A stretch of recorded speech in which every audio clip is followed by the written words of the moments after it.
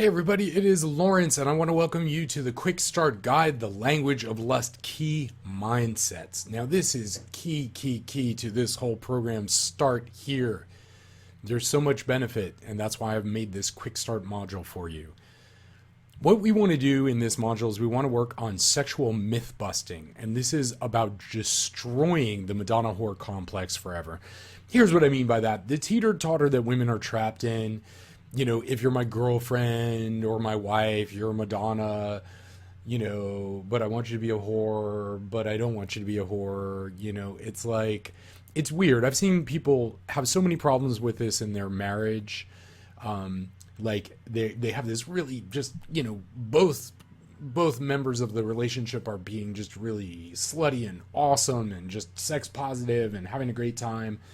And then one or the other, they get married or they get, quote unquote serious. And then suddenly it's like, well, I don't want my wife or my girlfriend behaving that way. Look, busting this, it all starts in your beliefs. And this is the thing. You would never believe the women who walk through my doors for sessions to have me help them to free themselves from sexual shame. Sexual shame is life. And even if they're in long-term relationships, they can be with men who have no idea about their deepest sexual desires. And so, again, they're treating them like Madonnas when they really want to have just, awesome, quote unquote, whore sex. In other words, just free, not with all this like up on a pedestal nonsense. Sometimes you just want to be naughty, like just plain old naughty, like no big deal. So understand that it's all about our beliefs, her beliefs, your beliefs in breaking this cycle. But here's the reality. The reality is that women are sexual badasses, and they want to go out into the world fearlessly and have more and more sex. They really do. They want that, but the world is not set up that way. This is why I want you to understand forever, from this moment forward and forever, that women are wanting sex, needing sex, craving sex. Good sex, by the way. Not just crappy sex, good sex. I recently had a conversation with a woman at a restaurant, and I was talking to her about sex as I normally do. And I said, how's your sex life? And she goes, well, honestly, I haven't had sex in 3 months. And I'm like, why? She said, well, because I've had a run of really crappy sex, and I don't like it. And I'd rather be not having sex than run the risk of having crappy sex again. So that's what's happening there. Ultimately, women will do whatever they need to do to make great sex happen. They're willing to have experiences. They're willing to try the craziest things in the hopes of having something extraordinary. So if this is not your current belief, I invite you to try it on. I invite you to go out into the world and to interact with the world as if this was true, as if it was a fact, because it is true. It's just that because female sexuality is so intensely monitored and moralized, it has to be expressed in a more hidden way. So she has to be more covert about her sexuality. That's why this program is so important to you.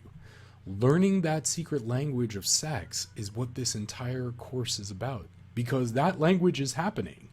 It's just most men don't see it and never will. They'll spend their entire lives not seeing it. So here's what I want you to do. Step 1, very specifically, try on this idea for 1 week. 1 week. Do this. Just focus on it. All women love great sex, crave great sex, need great sex. I don't know one woman who wouldn't say like, okay, here's the deal.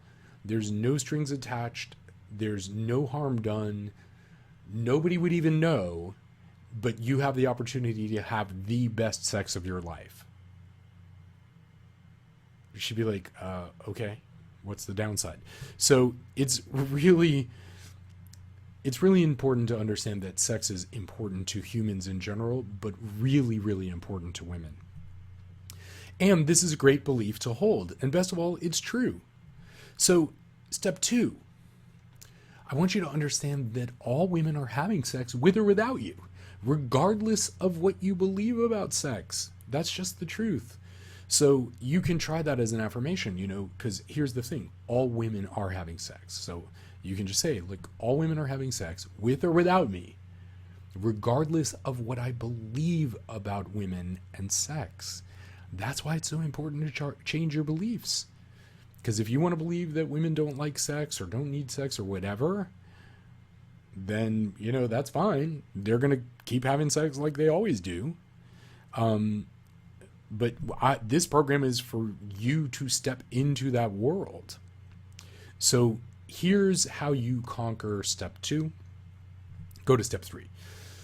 When you are out and about and you see women, no matter how detached they seem from sex, no matter how properly dressed they are, business attire, whatever, no matter what their specific situation is, I want you to understand and imagine each woman you see masturbating, fucking, and sucking.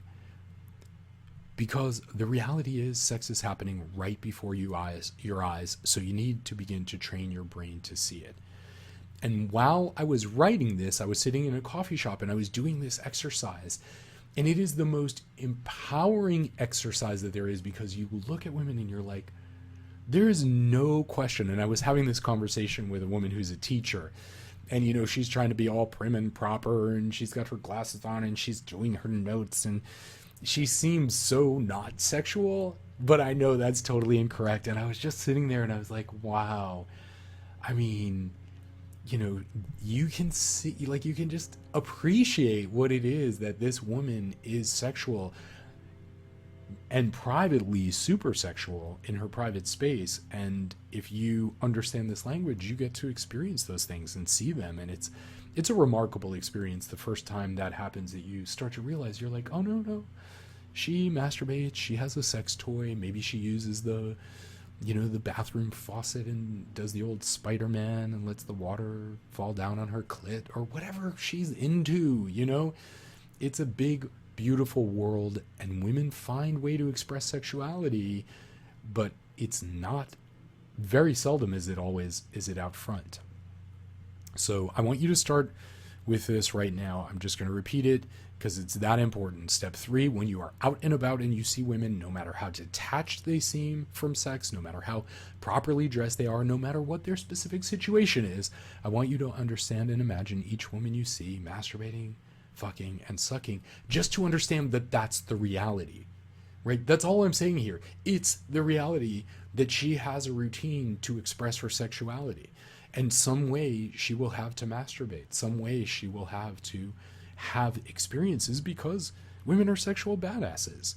So the reality is, like I said, sex is happening right before your eyes, so you're going to begin to train your brain to see it, starting right now. Sex is happening, and sex has been happening. That's why the world population has doubled in the last 50 years. It's not because sex isn't happening, it's because people are fucking a lot. People fuck.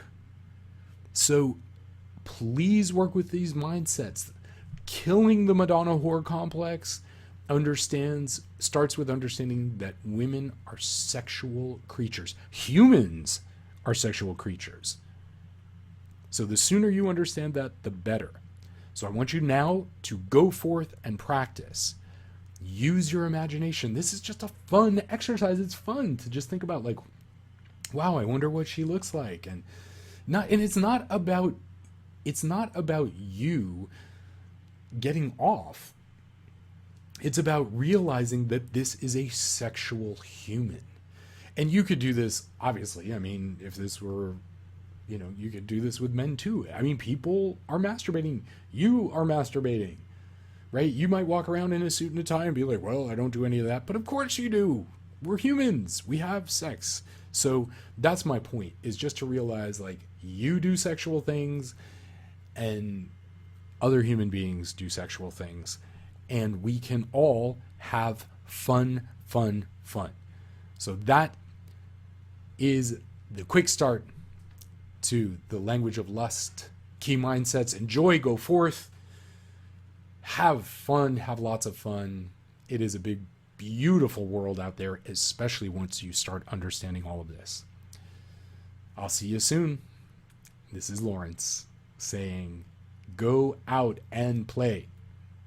Hey everybody, it's Lawrence, and I want to welcome you to this module on pleasure resistance. Now, just to get started, pleasure resistance is a very real thing. And the way I discovered it is I was in a relationship where I noticed that every time before we were going to have sex, some crazy thing would happen. Sometimes I'd get elbowed in the face. Sometimes a little something would happen, feelings would get hurt, fights would start, and little arguments, things that would just keep creating distance. So what ended up happening is after a while, I noticed that sex was kind of happening every, maybe once a month at one point. And I was racking my brain, like, what the hell is going on? And that is when I discovered pleasure resistance. So the essence of it is that pleasure resistance is the things we do so that we don't have to experience more pleasure and more fun and more freedom in our body. And because we come from a culture where pleasure is seen as a moral thing, in other words, too much pleasure is bad, too much fun is bad, there's all this morality around pleasure, much less sex. Pleasure resistance ends up being a very common way to not have sex and to not deal with underlying issues. So let's get started. In order to overcome pleasure resistance, the first question you want to ask is, what quality of sexual experience do you want? This question is really key for improving the quality of your sex life. And know that pleasure resistance is a thing, so you can start to see how it's operating in your life. And I will guarantee you, one way or another, it's operating. So pleasure resistance are the things, these are the things we do when, for example, we don't want to take our paid vacation time, when we don't want to take time off, when we feel like we need to work ourselves to the bone. Maybe we're trying to make money, or we want to have the relationship or raise the kids right, or whatever the thing is. And so there's this sense of like work and obligation and agenda. And so we give up this quality. Also, what can limit, can really create pleasure resistance is our own guilt and shame.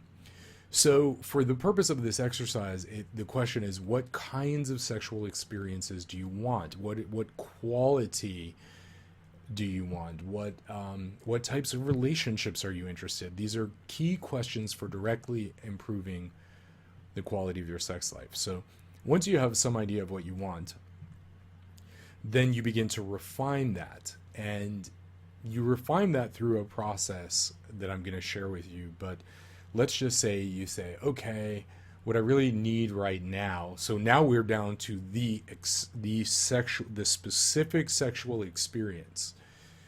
And we say, okay, for this specific sexual experience, what kind of experience am I looking for? And so again, if you have some idea of where you're going, you're likely to get there. You certainly don't want to get on a plane. Like, I fly a lot, and I don't want to get on a plane and just, not know where I'm going and when I'm going to get there. Like, if I got on the plane, they do this thing sometimes where they say, if you're not on board for Toronto, Canada, then you are on the wrong plane. And I've only seen somebody get up one time. But it always is a humorous thing to think about. Just, yep, I just happened to go through all that security and all that stuff to just get on the wrong plane. But what if they said, hi, ladies and gentlemen, welcome. Please fasten your seatbelts. In a moment, we're going to begin our take-off procedures. We're not exactly sure where we're going. We do have some fuel though, and we've got food, and yeah, we'll see how the wind is blowing. So having sexual experience, having an idea of what you want, becomes a really powerful framework to create quality experiences, which leads us to, let's say you say, okay, well, I think what I want right now is more gentle sex. So if I want gentle sex, I can move straight to connected sex techniques.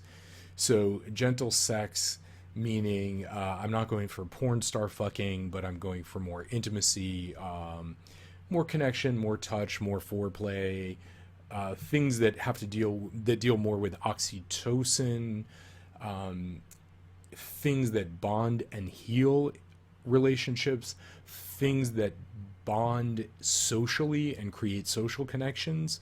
So that would be more of the realm of gentle sex. Then when I'm in that cycle, I just use observation. I observe, and we're always coming back to observation, noticing the experience that I'm having, and is this the quality of experience that I want? So observation is key to having the deeper connected, well, really in any kind of sex, you do want to have some self-awareness as to, is this creating, and am I creating and experiencing the experience that I want? And then finally, what that leads us to is connected sex, which deals with breath, with touch, sound, and movement, with communication, and the overall vibe is celebration. Now, what I'm about to tell you may blow your mind, so stay with me, because what I'm saying is that gentle sex can lead to connected sex. But I'm also about to say something else. So again, connected sex has to do with breath, touch, sound, movement, eye contact, communication, and a general attitude of fun and celebration. All of these things will lead to a positive experience, and all of these things are the kinds of experiences that I personally like to cultivate with my partners. Now, coming back to the original question, what kind of sex do I want? Sometimes that may be kinky sex or some kind of off the beaten path kind of sex. So if I want kinky sex, now when I say kinky sex, right, one person's kink is another person's boredom.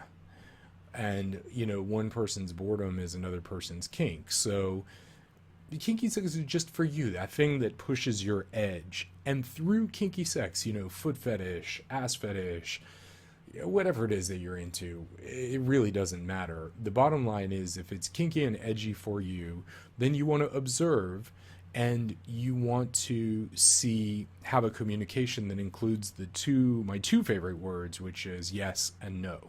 So if it's kinky sex and I'm observing, I'm making requests, and if the answer is yes, then great. I will use, through kinky sex, I will get back to connected sex, right? So connected sex just simply meaning that I'm using breath, touch, sound, movement, communication, and celebration. So if I'm a yes, that's great, and we can get to our connected sex. If I'm a no, we get to suggest or change the idea until everybody is a hell yes. So it may be something like, hey, I don't really, let's say I go, hey, I would love to, suck on your toes. And then perhaps she says, well, that's not really my thing, but what I'd really enjoy would be a foot massage. And I go, okay, let's do a foot massage. I'm a hell yes to that. That's a great start for exploring this thing.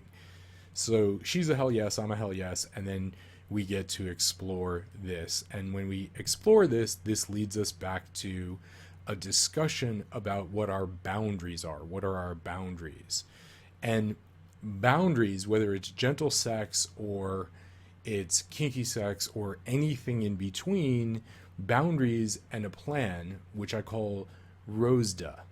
And ROSDA is simply making requests like we did. Hey, I'd like to have this experience. Observations, sensory acuity, seeing how is that request falling on my partner. Depending on how it's falling, make more suggestions. So if it's yes, great, then move on to connected sex. If it's a no, then suggest ideas, counter offers, have a discussion. Once you get there, you can start to direct the action with some ideas. You can start to give direction. I'd like to do this. Let's do this now. And then finally you act, you take action, and that is boundaries. What do you need to feel safe within this experience? And, a plan. And then the plan is followed up with ROSDA. And that has to do with, again, requesting, observing, suggesting, directing, and acting. So boundaries have to do with yes and no. I'm a yes to this, I'm a no to that. And we always honor the boundaries that are discussed. I would rather blow up any experience and risk, somebody saying, hey, I'm actually not into that, and hey, let's not do that. I would much rather have that than have, a month, a day, a week, a month, 6 months of drama. I have no interest in drama. So boundaries, what are you a hell yes to? What are you a hell no to? And a plan to act on that using requests, observations, suggestions, directions, and action, taking action. And all of these things, boundaries, which are creating safety, boundaries are yes, no, and maybe. And all of these things then get together to lead us back to connected sex, which has to do with breath, touch, sound, movement, communication, and celebration. And that's the beautiful thing. It's kind of a way through pleasure resistance to ask really, what is the quality of experience I want? And when we look at it again in the big picture, pleasure resistance is you begin to overcome it by asking the simple question, what do I want really? And sometimes we have pleasure resistance because we're just afraid of our own kinkiness. So, we're bored with gentle sex, let's say, or whatever kind of, gentle sex, just chill sex. Maybe we want some kink, but we don't have a way to use our words to experience that. And so that leads us in this cycle. So just a quick review.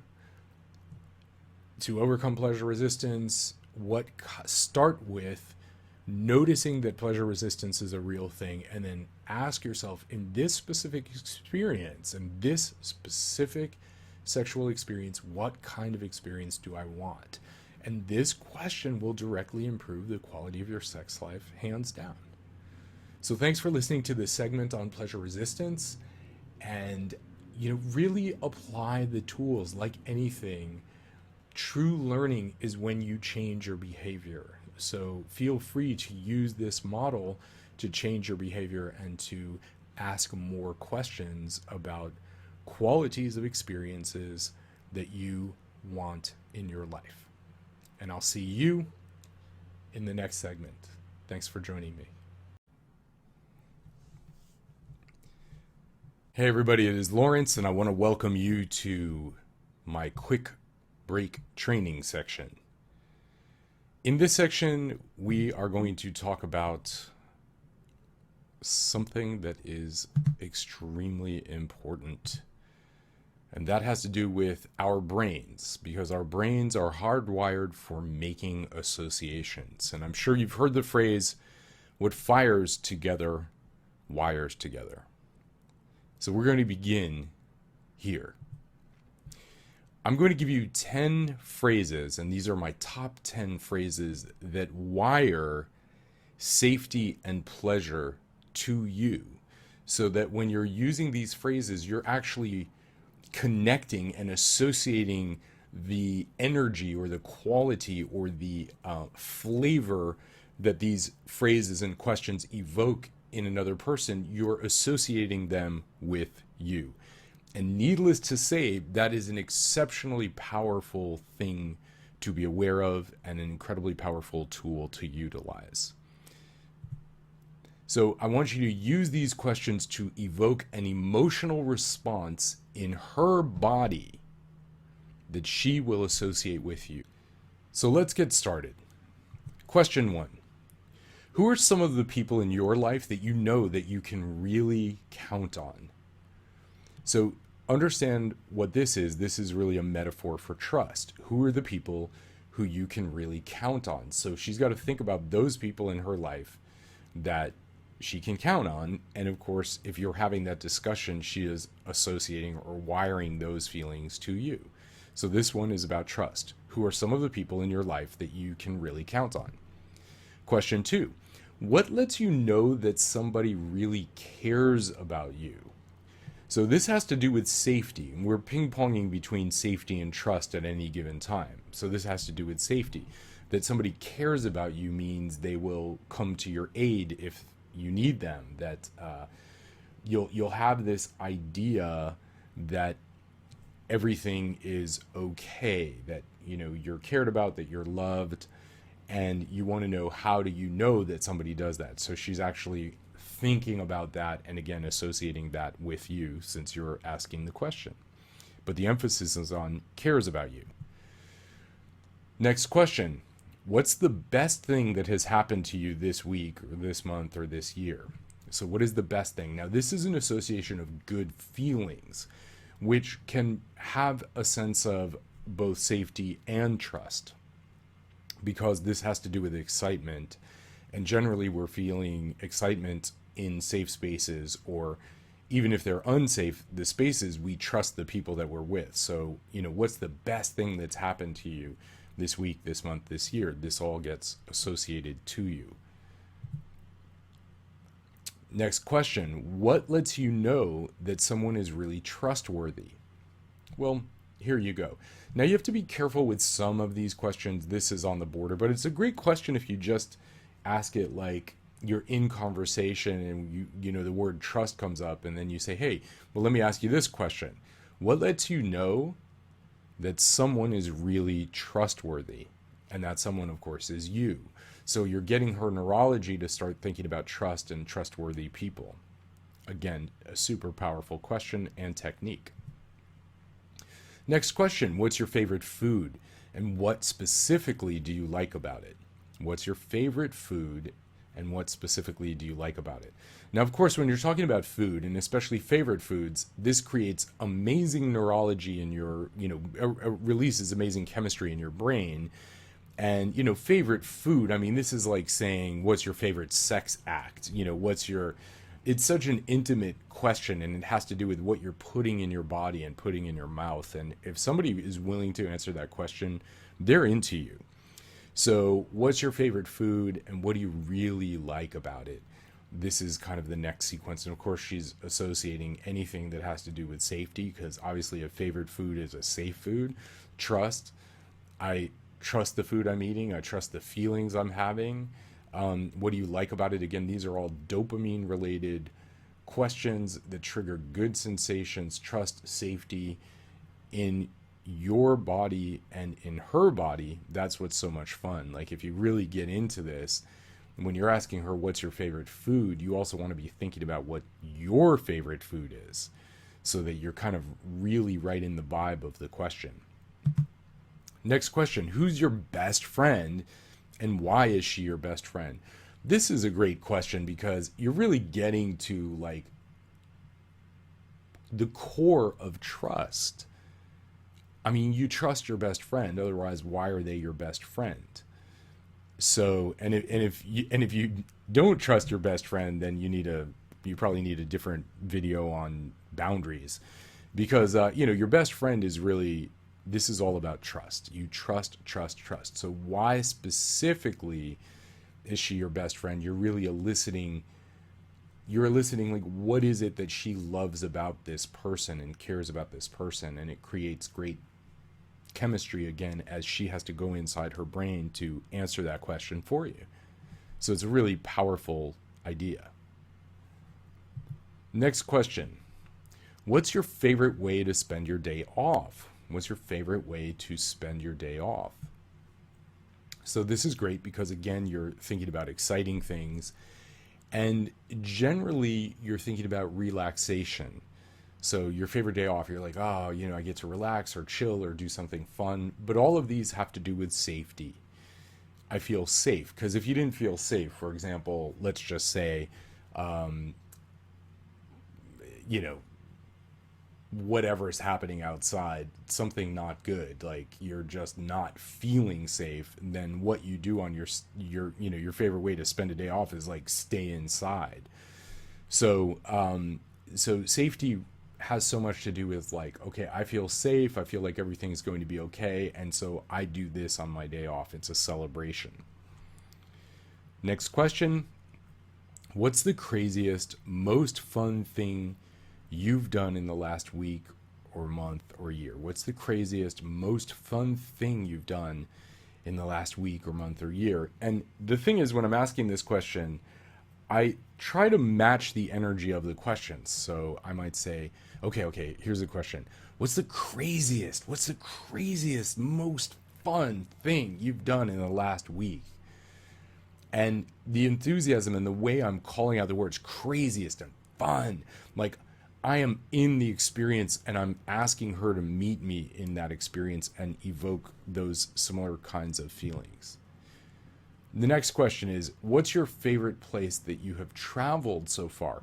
This is a cool question because you're really also asking her to share about about herself, like to think about these questions. And if she's thinking about these questions and engaged in these questions, again, this is a good sign. Because if you say this to somebody you're not attracted to, or if somebody you're not attracted to asks you the same question, you'll be like, none of your business. You know what I mean? So like if somebody is answering these questions and you're asking them in a way that is stimulating and interesting, it's like, it really is, you're stirring up awesome attraction energy. So favorite place has to do with trust and, again, safety. We're not going to say like, hey, my favorite place is the front lines of a battlefield. So safety, trust, unless it is, in which case that's interesting. So that's a whole other discussion. Next question.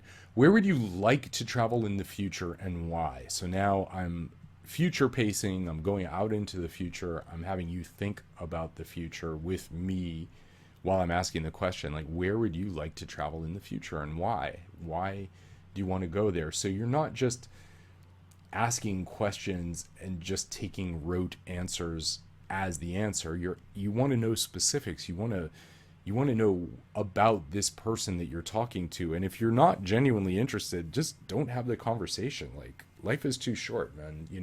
Have conversations with people who you want to have conversations with. Otherwise, just don't. Like, it's silly to just be hanging out and just wasting time. Time is the value that we have, and life is short. That is why you're taking this course. You want some shortcuts. Here's another great one. Do you have any pets? Look, pets are the thing. Pets are like babies. And a lot of times people don't have babies, so they have pets, and the pets fill that same role. Look, I have 2 cats. Those cats are my babies. You get me talking about the cats, and I'm like a proud parent. Even though if you do the math on who the mother would be, that would be a really scary thing. But the reality is, I've got pictures of them. I love talking about them. They make me smile. They make me laugh. I think about all the fun things we do. And if somebody is asking me those questions, I already like them. Because I'm having all these good feelings about the cats in my body. I think they're super cool because I'm projecting on them that they want to know about my kitties. And it's on. Like, it's already, the doors are open. And that is the power of this technique. It's so freaking powerful because you're triggering neurology and then having it associate with you. It is like the greatest hack that there is for connecting with people.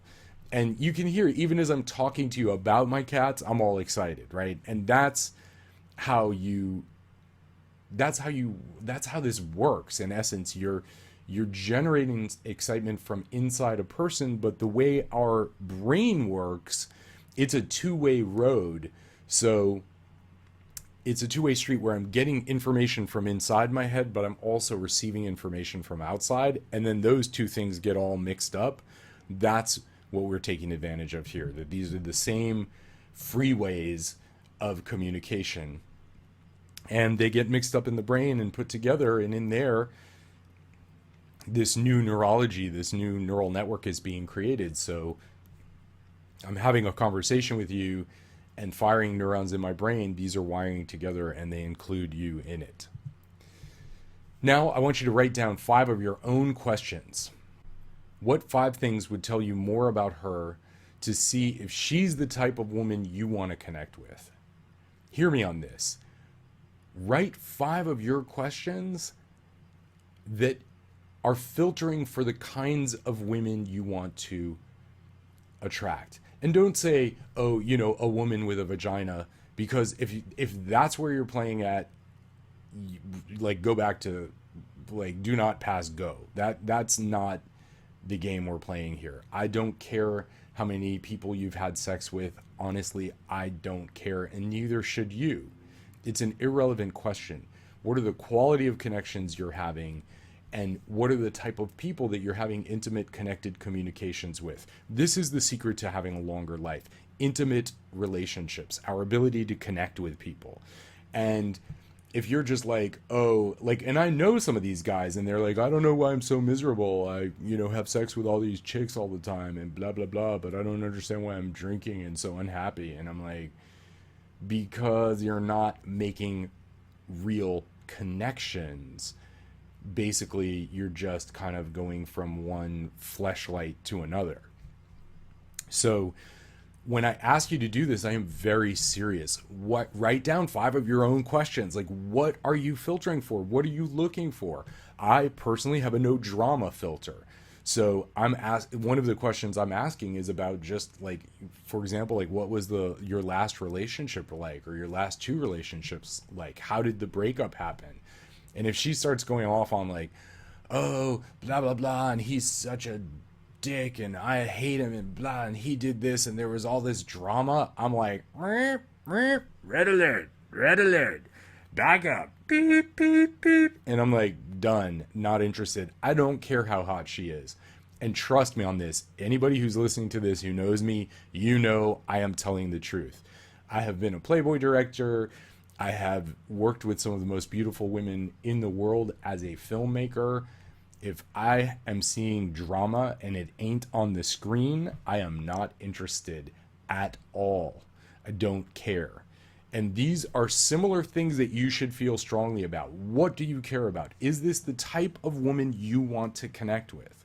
So I'm going to give you some starting points, and you can think about these. These are just general ideas of questions, and I'm just going to go through them a little bit, and then we'll wrap this up. So number 1, just a general idea.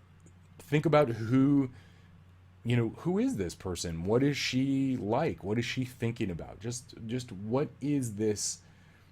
What kinds of things do you want her to be thinking about? What kinds of things would you not like her to be thinking about? For example, I was just talking with somebody and look, I don't care what you're into and I don't care what you believe, but if you start, pulling me into your belief systems and you're like, we need to think exactly the same, I'm not that guy, right? So I want to know that she has her own ideas, that she can be thinking about things and can be autonomous in a way, right? So just what's the general idea? What are her ideas?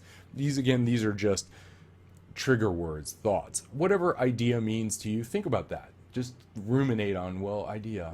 What's my ideal woman? What is my ideal situation? What is the ideas that we're building a connection on? This is interesting to me. Number 2, what's a phrase? Think about a phrase that you could ask and have a conversation around. So, there are phrases that will buzz around the blog space and the Twitter space and of course Facebook, and there'll be these ideas and phrases and thoughts, and maybe you have a phrase And you can throw those out as questions. For example, there's one that was popular when I was in college that they used to say, seize the day. And that was an interesting thing. There were lots of interesting discussions around this one phrase. Is it like, do we seize the day, or is that bullshit? Is it just a philosophical idea? What happens when you can't seize the day? This leads into interesting things. So what are some phrases that you want to know more about? What are some phrases? Maybe you have a motto for your life.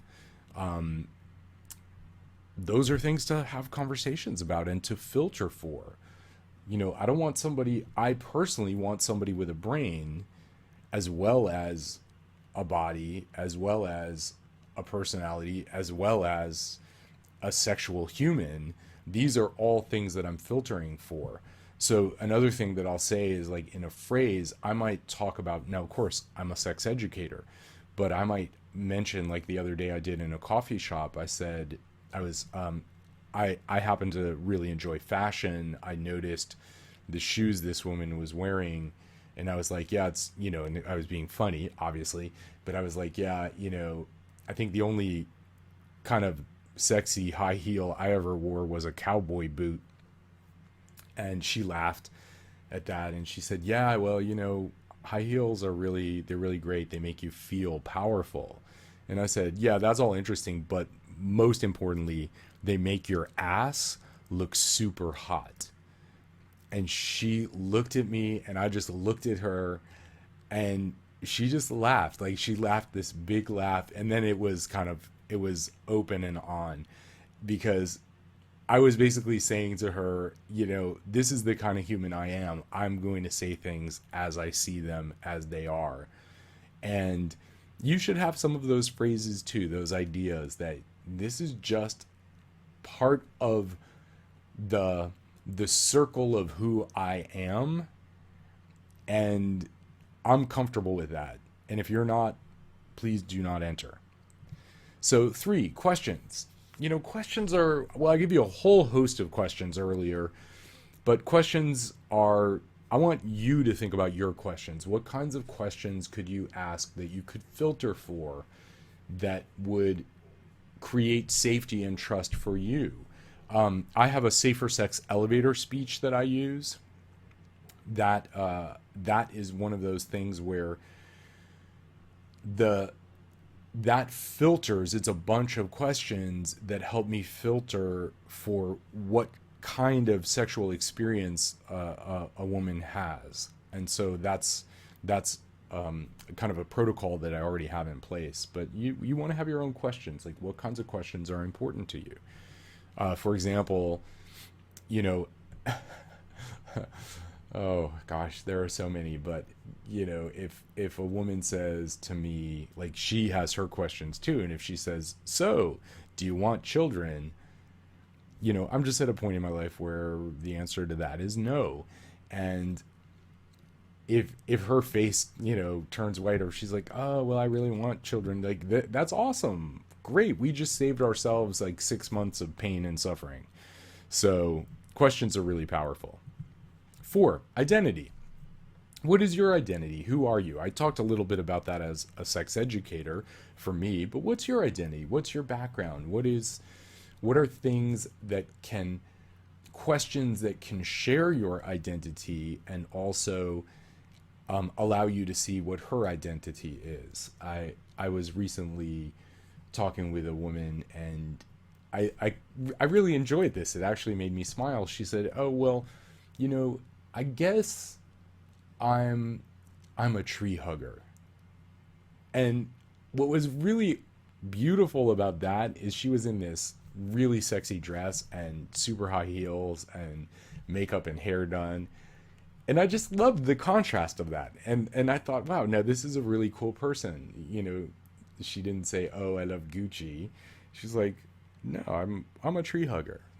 Like, I'm loving what I'm wearing right now, but I could also just be out in nature. Well, this is cool. That's a great identity to filter for. So what are the things about you or about her that you can ask? What kinds of questions? Number 5, this is a really good one because this has to do with deep desires. Like, what do you want? Like, what do you really want? And there's a number of ways to get around that, but one way to say is that if something like, if money were not an issue, what would you do? Or if you could do anything, what would you do? Or secret desires. Like, what are your secret desires? What's something that you wish people knew about you but they don't? Or what's something that nobody knows about you? Or what kinds of deep seated desires, hidden desires, like if I could take a magic wand and ping you in the head right now, what would you want? Where would we be? What would we be doing? So that's deep desires. So finally, what I want you to do is take action. I want you to take action. Write this stuff down. Feel free to re-listen to this anytime, but write it down. Like, really, you're talking like 4 or 5 things, and learn them and remember them. And you get to these by thinking about what you specifically want, the qualities of relationships you want, and raising the bar instead of lowering the bar. My hope for you is that you filter out lots and lots of people in your life. You'll save both of you lots of pain and suffering and drama. So take action now, get rolling, and I will see you in the next segment. Thanks so much for your time, and thanks for listening. Hey everybody, it is Lawrence. Welcome to the Sexual Reward System Quick Start. This is really fun because the reward system is all about dopamine. And it has everything to do with novelty, surprise, and triggers. So let's talk about how to create novelty, surprise, and triggers specifically. When you introduce a new way to enjoy sex, either something new a partner has never experienced before, or something you and an old partner have never tried before, it can be dirty talk, phone sex, or role-playing. It's a novelty, which means it's new and different. And this is key. Novelty equals a rise in her dopamine, as well as yours potentially. Number 2, the element of surprise. You could send a dirty text unexpectedly, whip out a sex toy during sex, or suddenly change into a character during sex. And these are all ways to surprise her. For example, you could be making love and you could just be like, man, I am so glad you failed that algebra exam. Otherwise, we totally wouldn't be here. Like something like that, where you just have you just create like a kinky scenario. And again, you can refer to so many of the different products in this program that can give you ideas for creating porn scripts and ideas. And all of these will help trigger and stimulate her sexual reward system. Because here's the key thing here, surprise and the element of surprise. Surprise equals a rise in dopamine. Now, because dirty talk and sex toys and role-playing are all things that lead to sex, they will become sexual triggers, which means any of these things will cause an instant rise in dopamine due to sex being the predictive reward. This is important. Las Vegas is based on this. We create dopamine thinking about the potential reward that's going to come. So if you start to stimulate a reward response in her, that will create dopamine with her just thinking about, let's say, something that will lead to sex, especially if it's amazing sex. That's key. So predictive reward, very much part of the reward system, and sex is that. So there are things that we'll do that are literally we do because we know we're going to feel good later. Now, triggers, like the one we're talking about, equals a rise in dopamine. And a rise in dopamine means more desire and more connected and even hotter sex.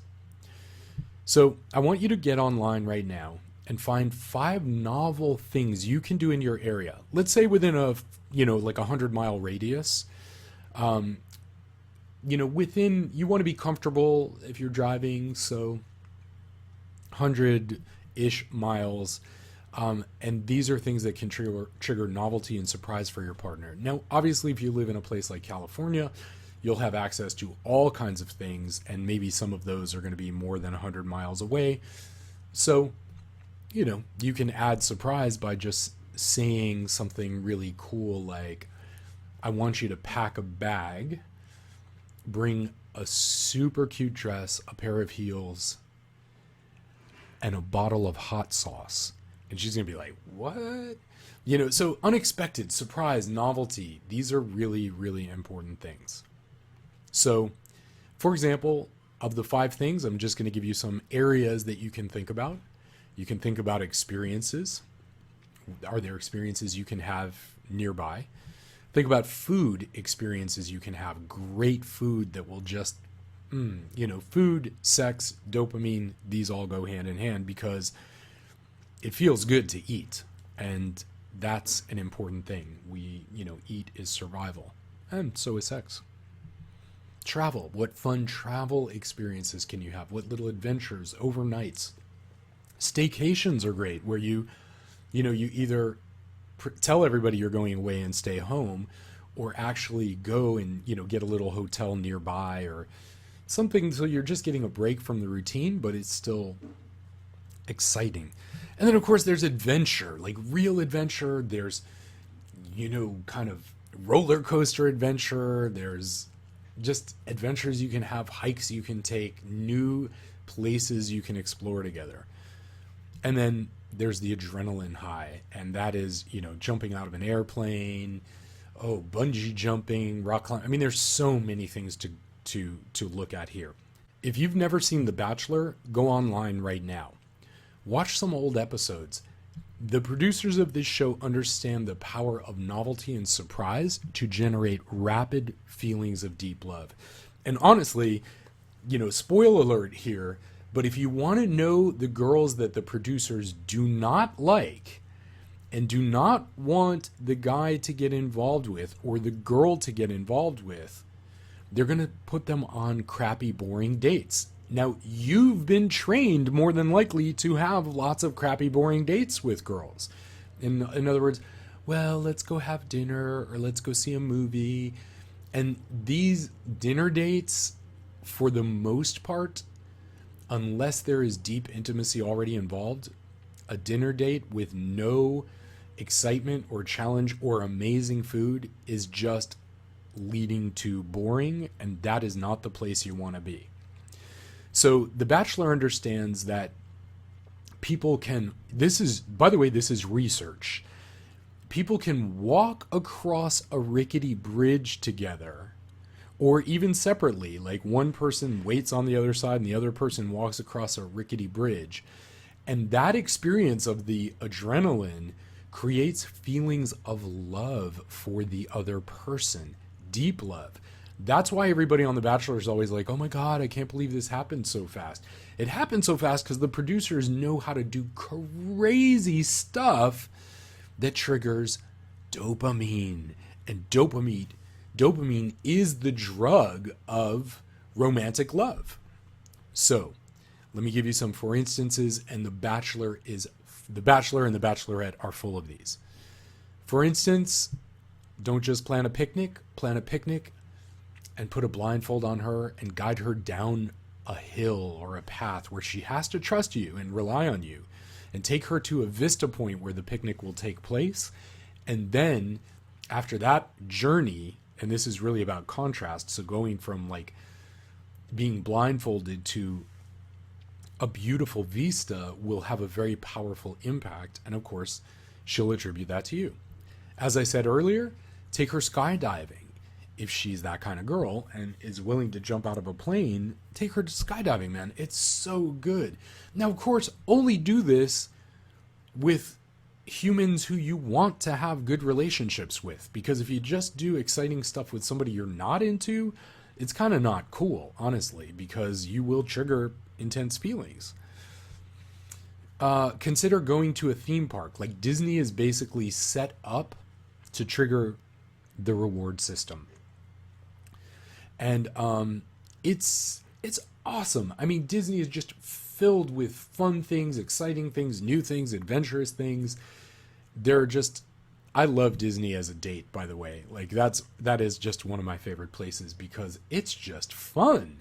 Like you basically have fun all day if you plan it right. The other thing, another favorite, take her on a hike. Now, before I understood this, I did not understand this. This was a long time ago. I took a girl on a hike.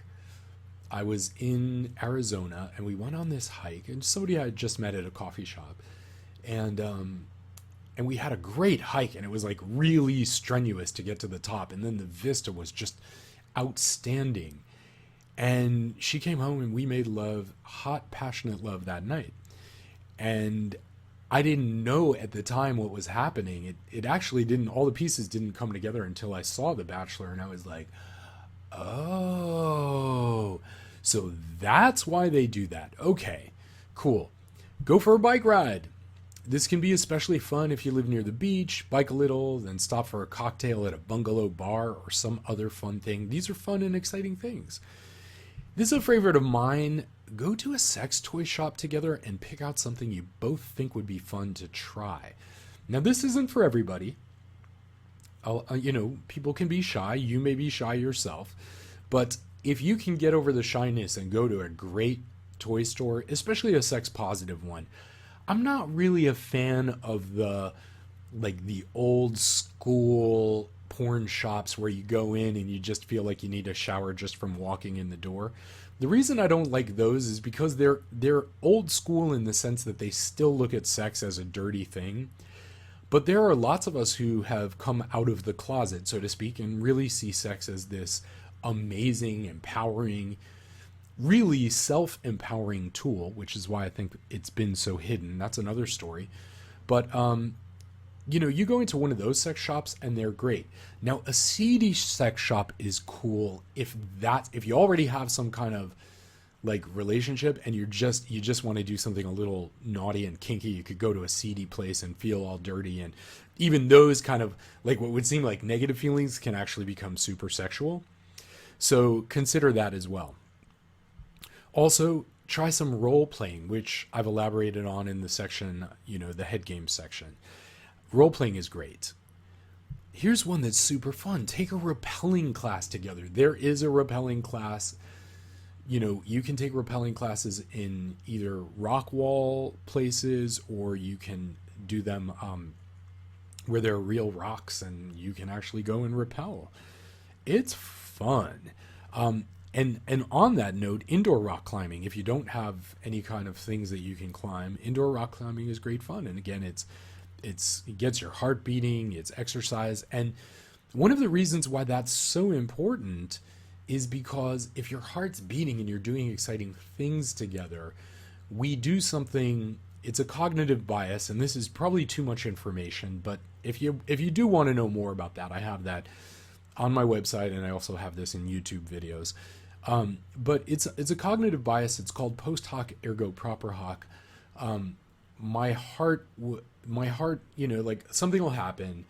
You, after something, let's say you feel a lot of love and excitement, or, you feel a lot of energy, and then you tell a story about it. You go, oh, well, this thing caused my feelings of love. So, for example, I got together with Rodney, and because I got together with Rodney, that's why my heart is beating. Really, your heart is beating because you went rock climbing and you did some exciting things.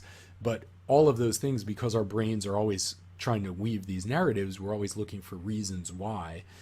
And in this case, the reason why would be you. And that's a cool thing. The other thing to do is you can play video games together if she's into that sort of things, because video games, though they're not physical per se, they can be exciting, and they can certainly trigger they potentially can trigger dopamine, especially if there's winning involved. Another cool thing is watch an action thriller movie together, and one that keeps you on the edge of your seat but has a happy ending. So a thriller that has a crappy ending, not so much, because the same reason, post hoc ergo propter hoc, wow, I'm feeling really crappy after watching this movie, it must mean that, you know, the guy I'm with is causing me to feel crappy. Like there's that thing happening. So the key thing is you can't, when you plan these sort of peak experiences, you just want them to be exciting, action-packed, thrilling, fun, enjoyable for everybody. Now, here's the key. If you're in a relationship or you're not in a relationship, the way out of any rut is to create novelty. A more complicated way to say this is to say, you know, if you keep doing the same thing, it's insane to expect different results. So do something different, do anything different, do something arbitrary, pivot, do anything different. And note, you know, that you have to bring dopamine into a relationship. We have this delusion that the relationship should be the dopamine, and it can be for a while, especially if you're super attracted to somebody. But then once that wears off, because it will, we accommodate. It's called accommodation to zero. That's the geeky stuff about it. We neutralize. We become accustomed to things, and things that were once novel are no longer novel, and so the dopamine goes away. So you have to bring dopamine into the relationship, and you know, understand that challenge and change are essential to bring in dopamine. When it comes to sex, boring is not great. When it comes to doing life experiences, boring is not great. So what I want you to do is I want you now to go out, practice, have fun, learn to stimulate her reward system for better and better sex, for better and better connection and depth. And if you are stuck in a rut yourself, get out, do something. You have to bring dopamine in. It does not come naturally to us. You know, there can be openness, we can be optimistic, but dopamine is new experiences, and new experiences are fun. And they create energy, and you can bring that energy to what you're doing. The language of lust. All right, go out, have fun, enjoy. The world is a beautiful place, and you are part of it. I'll see you soon. Hey everybody, it's Lawrence, and I want to welcome you to the essential keys of the language of lust. What I'm about to do is break it down for you in simple terms, but understand these are fairly complex topics. So I want you to pay attention closely, because there's not only an opportunity to learn about how to use language in a powerful way in sex, but this also applies to life, and frankly, it applies to your own brain. So let's get started. First, what is language? For our purposes, think of language as a thought bridge that connects ideas. Think of language as a thought bridge that connects ideas. So if I say to you, for example, something like, the girl is standing to the left of the blue wall. The girl is standing to the left of the blue wall. No matter what, where you are, as long as there's light, as long as you're capable of seeing color, you should be able to, based on that language, bridge together an image in your head that would tell you more or less where you're going to expect the girl to be. That's why I call it a thought bridge, because it takes concepts like blue wall, left of blue wall, and girl, and ties them all together. That's the power of language. And this is really how thought happens. This is kind of the essence of thought. And so that's why, for example, meditation is obsessed with quieting your mind, because when you get rid of the language, you get rid of the bridges, that all the connective tissue of a thought, and then you just have this sense of more openness or flow, or kind of what I guess would call floating concepts. And this gives a sense of kind of spaciousness, and you can really get perspective about life and how your brain works. So in this sense, and for the purposes of what we're doing, Think of language as a thought bridge. You're tying together concepts and emotions and feelings and colors, potentially, within the mind of another human. So why is language so important, and why is it important to you? Here's why. Because language is the virus that we use to communicate ideas and to stimulate imagination. Language is the virus. It's the technology that we use to communicate ideas and to stimulate imagination. And if you've ever seen this phenomenon where an idea shoots across the culture, I see this fairly regularly. At least once a month, there's some idea that comes flying across to me through Facebook and through Twitter and through television and maybe some ads and concepts and words that people are using. That's why I call language a virus, in the sense that it spreads through people, through communication, through words, through ideas. So language is the virus. It's the connective tissue that communicates ideas and stimulates the imagination, and it's spreadable. I can share an idea with you. That idea will influence your neurology and the neurons in your brain and the networks and connections, the electrostimulation impulses of your brain, and have you, in many cases, change how you're feeling about something, or in some cases dig in and feel even stronger about what you were feeling. But this is the power of words and why language is so important to you. And of course, language is sex. If you understand that language is a bridge, then you understand language is sex. If I want to stimulate different areas of a woman's neurology or my own neurology, then language is the tool to do that. Otherwise, I'm dependent on one system. Let's say, which a lot of people do. They get quiet, they don't breathe, they have sex in silence, and then this creates this attitude or framework that that doesn't allow intensity to build. And so in that case, that's where I say, sometimes guys get into this habit of chasing orgasms. Well, they're chasing orgasms because they're focusing on one thing, which is physical stimulation. And physical stimulation without language, without ideas, without sensory input, without tying together concepts, it can have intensity, but it's not the same kind of intensity. So, how to use language in sex. Right now I'm going to break this down and show you how you can use language as sex. So the first tool is I want you to stimulate and learn to stimulate visualizations. So for example, one of my favorite techniques to do that is to tell somebody not to think of something.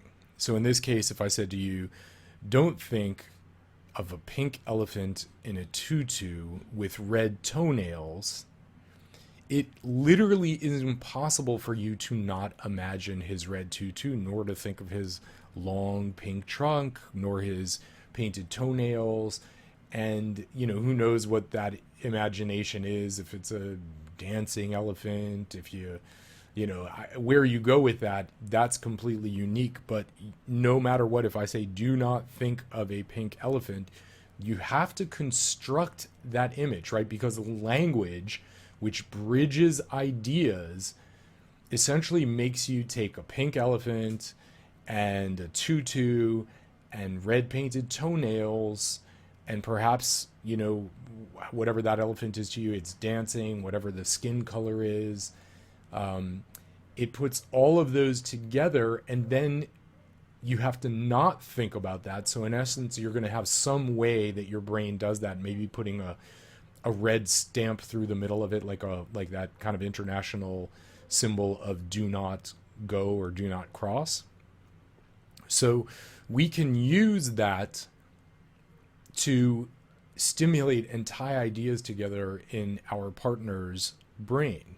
So we could say, for example, something like, whatever you do tonight, I definitely don't want you to think about my lips on your pussy. Definitely do not think about that. And definitely not right now. So what have I done? Of course, as soon as I say something like that, she's immediately having to imagine my lips on her pussy. In neurolinguistic programming, it's called the negative embedded command. But it's a very powerful technique. I use it in language to stimulate visualization. What's really fun about it too is that as soon as you tell somebody to not do something, they of course want to do it. They want to prove you wrong. That's kind of that wild teenager that we all have inside of us, that if, mom or dad says don't do that, you immediately want to do that. And so I love the negative embedded command for that reason, because it makes people want to kind of push back. And around sexuality, it's super fun. And then what happens, of course, is that your listener will inevitably think of the thing that you ask them not to think about. This is how language works. This is how the brain works. And understand that in order for the listener to understand what you're saying, they have no choice but to create whatever you don't want them to think about. They have to create some representation of that in their mind. And that is what the power is of this technique. So stimulate visualization. Now, I don't have to use the not part. I can just say it directly. But somehow the not part, like if I say whatever you do, don't feel good right now.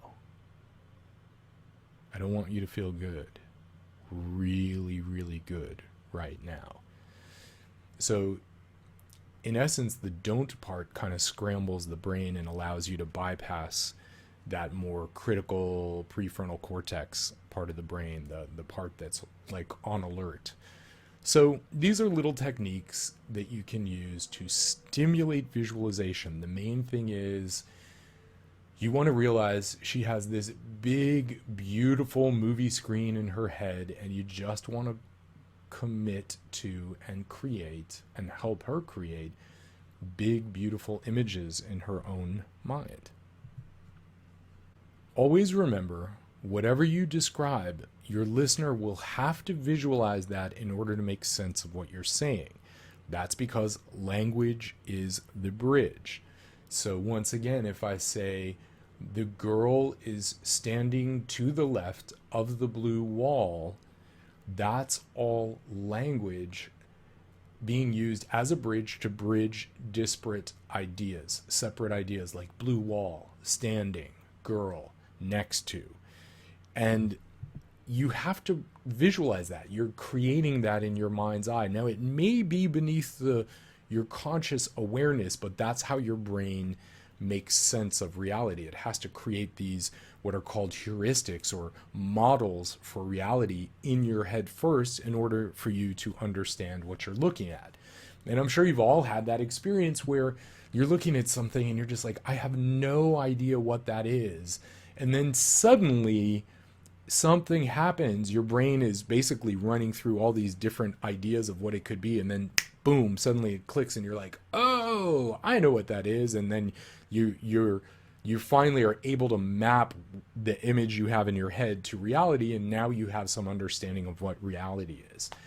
I had an interesting experience that I'll relate to you where I was up on in an airplane. I was flying with a lover of mine at the time. She was a pilot, and we were taking a small, just a small plane trip to Catalina for the weekend. And it was really a fun trip. Anyway, we leave Santa Monica Airport, and about 45 minutes later or so, we're basically about to land in Catalina, and she has me flying in, and she says to me, land on the runway. And I'm like, she says, point to the runway. And I said, okay, cool. I'll point to the runway.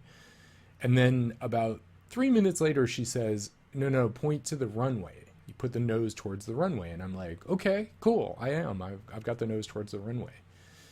And then it started getting a little bit more urgent the closer we got. And she said to me, no, put the nose. So you want to keep the nose towards the runway. Keep the nose towards the runway. And I'm like, I'm headed right towards the runway. And she's like, no, keep the nose towards the runway. Keep the nose towards the runway. So here's the thing. We're getting closer and closer. She's telling me, right, through language, she's using language. She's saying, keep nose, here's the bridge, keep the nose of the airplane, which I'm looking at, steer the nose of the airplane towards the runway, which I am looking at. But as she's getting urgent and more urgent, I'm like, huh. And then it occurs to me that I've never flown a plane nor seen a runway from the cockpit, and certainly not a small airplane runway. And so I just softened my vision for a moment, and noticing that she was kind of getting a little bit panicky, I was just like, I must not be seeing something. So I softened my vision for a moment, meaning I just expand my vision. And there, before my eyes, right in front of my eyes, my brain pieced together these images through language.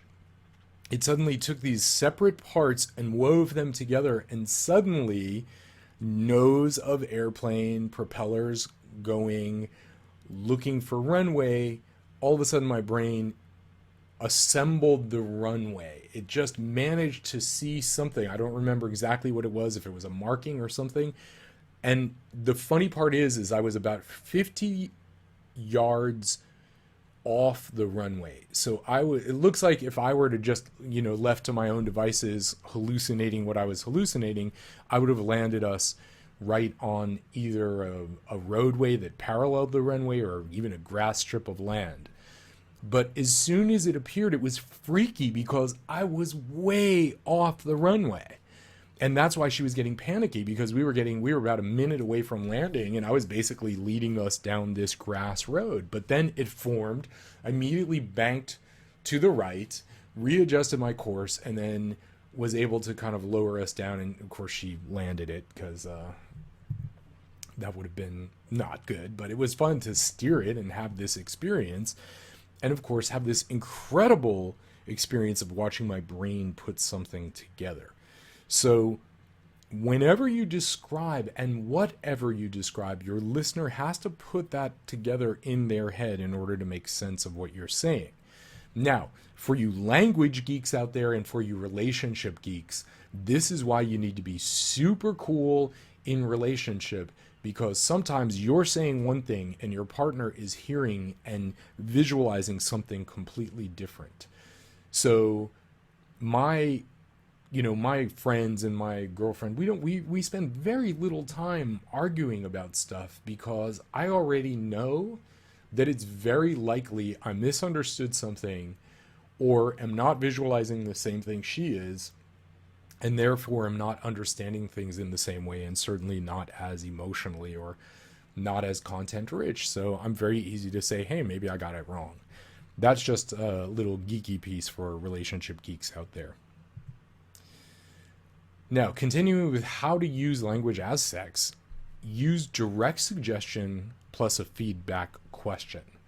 So I'm gonna make a suggestion using phrases like, if you were to imagine feeling really, really amazing right now, so that's my suggestion. Imagine feeling really, really amazing right now. How would that feel in your body? So now I'm asking her to imagine feeling amazing and then to map that to her physical body. So how would that feel in your body right now? This kind of a question will take a person's imagination back to moments in which they felt that specific way, and then that induces a similar feeling right now. And then by asking about how does that feel in your body, it maps their neurology to their current experience. And that is good for you and for the ride and the adventure you are going on with your partner. So there are 4 main elements to the language of lust, 4 main elements to the language of lust. And I'm going to break these down for you so that you can have these core components. And my suggestion is that you go back over the materials in this course, especially the segments that really speak to you, and look at them with these 4 elements in place. So let's get started. Element 1 is eye contact. Eye contact is essential with the language of lust. So if I'm speaking to my partner, I want to keep eye contact with her, and whatever idea I'm communicating that with eye contact, and therefore with this intensity and clarity and certainty. This is a very powerful thing, and I can't tell you how many men that I know mess it up with women simply because they have a hard time with eye contact. Maybe they feel shame or guilt or whatever they have, or maybe they've been trained not to keep eye contact. But if you want to have sexual charisma, eye contact is essential. Which leads me to element 2, confidence. Whatever you say it like you really mean it.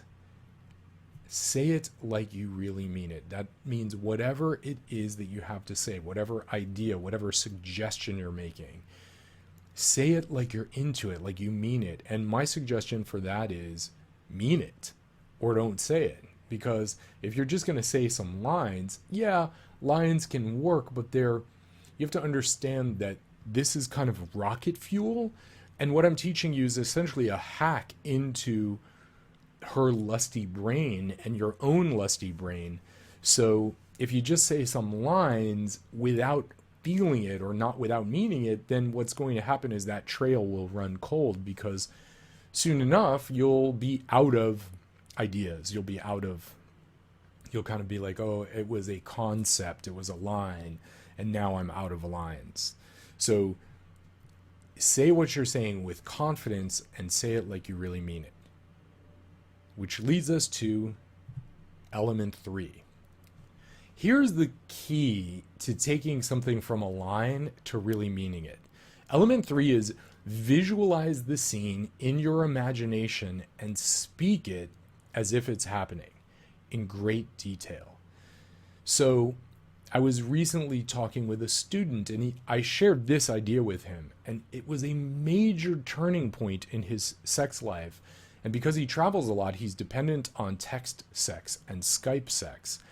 And so this was an incredibly powerful idea for him, that he would sit down, and before he started sexting or before he would Skype, he would visualize the scene in his imagination and speak it as if it was happening right there, with all of this detail, as if he was living it and communicating about that. That's what I mean by being into it. If you're into it and you can create with that detail, you will suck her into whatever fantasy world, desire world, passion world you have going on. Because when it comes to lust-filled language, whether it's in person or in text, too much is never enough. Now, too much of the right stuff. Of course, if you're just talking because you're nervous or you're in pleasure resistance, see my segment on pleasure resistance in this program, no, you want to avoid that. But if you're into it with the detail, if you're talking about the little hairs that you see on her lower back, the way her skin stands, the way her nipples begin to rise, the breathing of her chest, the ebb and flow of her belly, the way her lips begin to fill with blood, maybe she lightly licks her lips. So I'm in the scene and I'm communicating from the reality of that experience. This is beautiful. And frankly, for those of you that will understand this, because I'm also kind of a spiritual sexual geek, this is my meditation.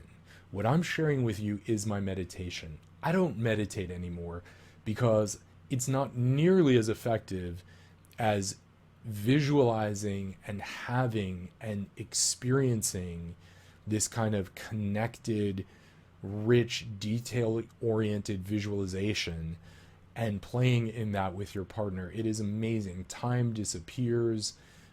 The experience is rich. There's lots of turn on. My body gets more relaxed. There are just so many good things about this kind of meditation, which is a meditation on sex and sex energy and feeling good and pleasure. And those things are amazing to do. which leads me to element 4.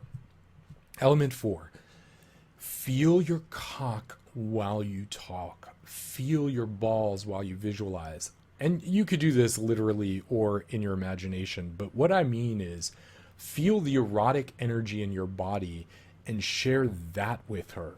Share the feeling. Share the sensation of your body and her body, and share the details and feel it. And connect with your cock, because, you know, if you connect with your cock, what I can tell you is that that will create a more positive experience for her, which is so awesome, actually. I mean, it's just incredible because you're connecting with what it is to be a man. You're connecting with your energy. You're connecting with your desire to fuck and to drink in and to take and to devour. And so feeling your cock, feeling your balls while you text or talk, feeling your body, feeling the erotic turn on energy moving through you, and sharing that is a massively powerful aphrodisiac. That is turn on for her and for you. And then you create this kind of feedback loop together where your turn on is turning her on more, which should be turning you on more, which then turns her on more, and the circle is now complete. And that is how it goes. The circle is now complete in our sex energy. So let's get super geeky here for a minute. Let's get super geeky. Here we go. What I want you to do is use directives and suggestions in turn.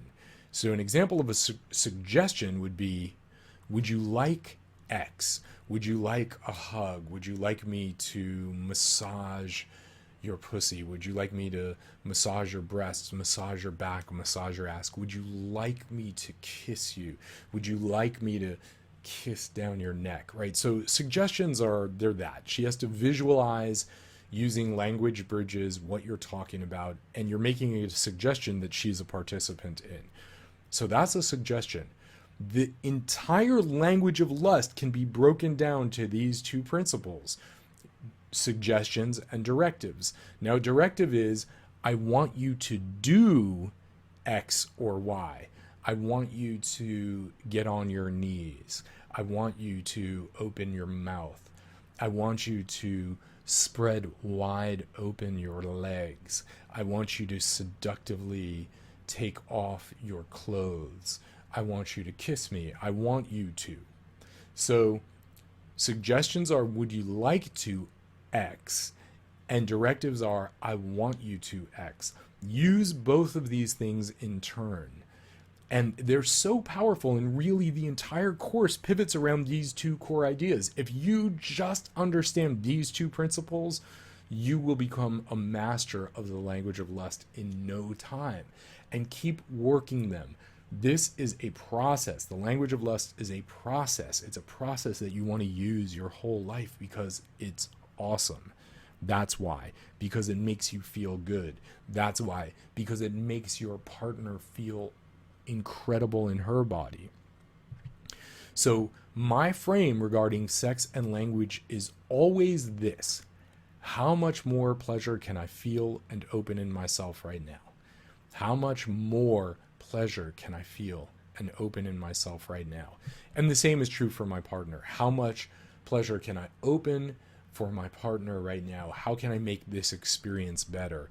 Is there anything else I can add? Now, I don't want to go too far in this because I also want to be in the sweet spot. I don't want to kind of constantly keep amping it.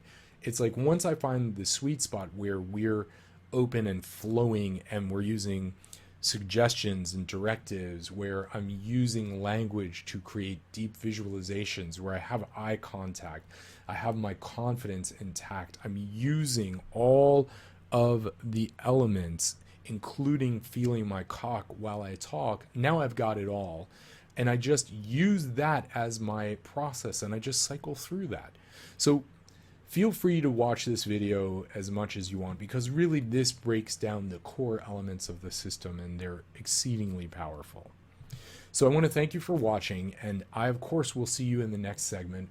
Remember put these things to use right away. Just today, just practice one thing. Practice giving some suggestions today. Things like, would you like a hug? Things like, would you like me to rub your shoulders? Would you like a cup of coffee? Suggestions, suggestions, suggestions. Directives are the opposite. It's just practice that next week. You could practice like saying something simple like, I want you to get me a cup of coffee. I want you to bring me this thing. I want you to meet me at this location. And so you can practice these two components, and these two components are the essence of the elements of the language of lust. And I will see you in the next segment. Thanks again for watching. I'll see you soon. Hey everybody, it's Lawrence, and I want to welcome you to How to Turn on Her Primitive Sexual Brain. This is the quick start. So we're going to start with a frame, understanding a frame. And that frame is to ask simple, sexually non-judgmental questions. Now these can be edgy questions, but they're non-judgmental. So, no matter what she says, you want to be cool. And that is how this goes, because being cool creates safety, it opens up communication, and it lets her know that if she, let's say, has a really, just a really side that she keeps super private, she's never going to open it up for you if you are like, oh, I don't like that. That's disgusting or whatever. So non-judgmental is the key. And you know what? When it comes to sex, I really want you guys to work with that as your framework. So here's the thing. Let's get started here. These are questions you can ask her, and these give you a chance to get to know what is going on inside of her brain. So, what are some things that really turn you on? And this is a great one. Have you ever been surprised by something that turned you on, but had no idea that it would turn you on? And if so, what was it? Do you have fantasies that you like to think about when you're masturbating? This is really cool because it gives us insight into her private space. Like, if she's willing to share it, she's telling you what she thinks about when she's alone. And that's a cool thing to know about, because that can be really fun to bring into sex, especially since she masturbates to it. And then you just want specifics like, what are those things? What specifically are those things that turn you on? Here's one that's fun. Are there names you know you like or think you might like to be called in bed? This is good when you're touching into some of the territory that I'm going to talk about a bit later in this video. It's great to know what she's thinking about, what she's already comfortable with. Here's a good one. What's the craziest place you've ever had sex? What's the craziest place you've ever had sex? That's a pretty fun one, because it'll let you know what she thinks is crazy. It'll let you know how adventurous she is as well. Here's one I like. Have you ever made out with another girl? And if so, how far did you go?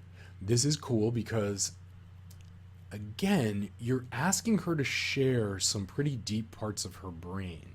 You're letting, you find out how she feels about women, consciously or unconsciously. And when you ask, how far did it go?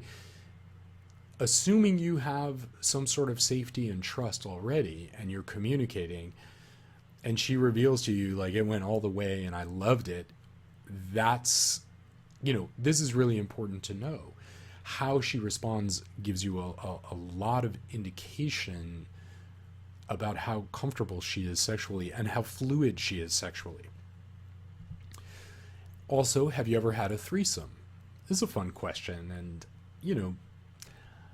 a lot of girls have had threesomes. But it's just a fun question because not everybody admits to it, and but it's kind of awesome. And then you can just ask, was it girls or guys? Have you ever been spanked during sex, and did you like it? This is good to start to get into the areas of sensation play, and sensation play is really wonderful because you get a sense of what her boundaries are, what she's into. And spanking is just provocative in general. And of course, spanking is one of those primitive brain parts, because we're little kids when we get spanked. And so it really triggers something very deep inside of us. And my experience has been lots and lots of girls have been turned on by spanking, but erotic spanking. Of course, there have been a couple I've known who really like to be spanked and spanked hard, but a lot of times it's erotic or sensory play that's really great. Here's a fun one. Have you ever had anal sex, and did you like it? I like this because my experience has been that younger girls, the younger the girls are, the more they're into anal, and there seems to be this threshold that we've crossed where anal sex is just seems to be part of life, a natural part of life. So, so this doesn't seem to get the same response. I find, depending on the age group of the woman, the responses will differ. But anal is amazing, and a woman who has experienced anal and it's been positive, right? Because typically, if she has tried anal once or twice and it's been bad, then she's like, do not cross, do not enter. So, there's a lot to know about doing anal sex right. But if you do like it, oh my God, I mean, there's just this nerve bundle in the rectum and at the sphincters that are just incredible. So if she does like it, it is possible she loves it and may even be thinking about things like double penetration or something like that. So these are things to keep in mind depending on how she responds. And of course, it's a lot of fun territory to navigate just talking about. And if she does like anal, that also will trigger her primitive brain, because it's taboo, and that alone can create a pretty big emotional response. Next question. Is there something you've always wanted to try sexually but have been too afraid to try? And if so, what was it? And what about it scares you? I really like this question because you're triggering an emotional response. You're really inviting her to go deep inside and to think about what does scare me sexually? Great question to ask. And triggering that fear, any kind of intense emotion, is accessing her primitive sexual brain, especially when it's tied into sexuality. Another great question is, do you have any fantasies that really turn you on in your imagination, but you wouldn't want to actually have happen in real life?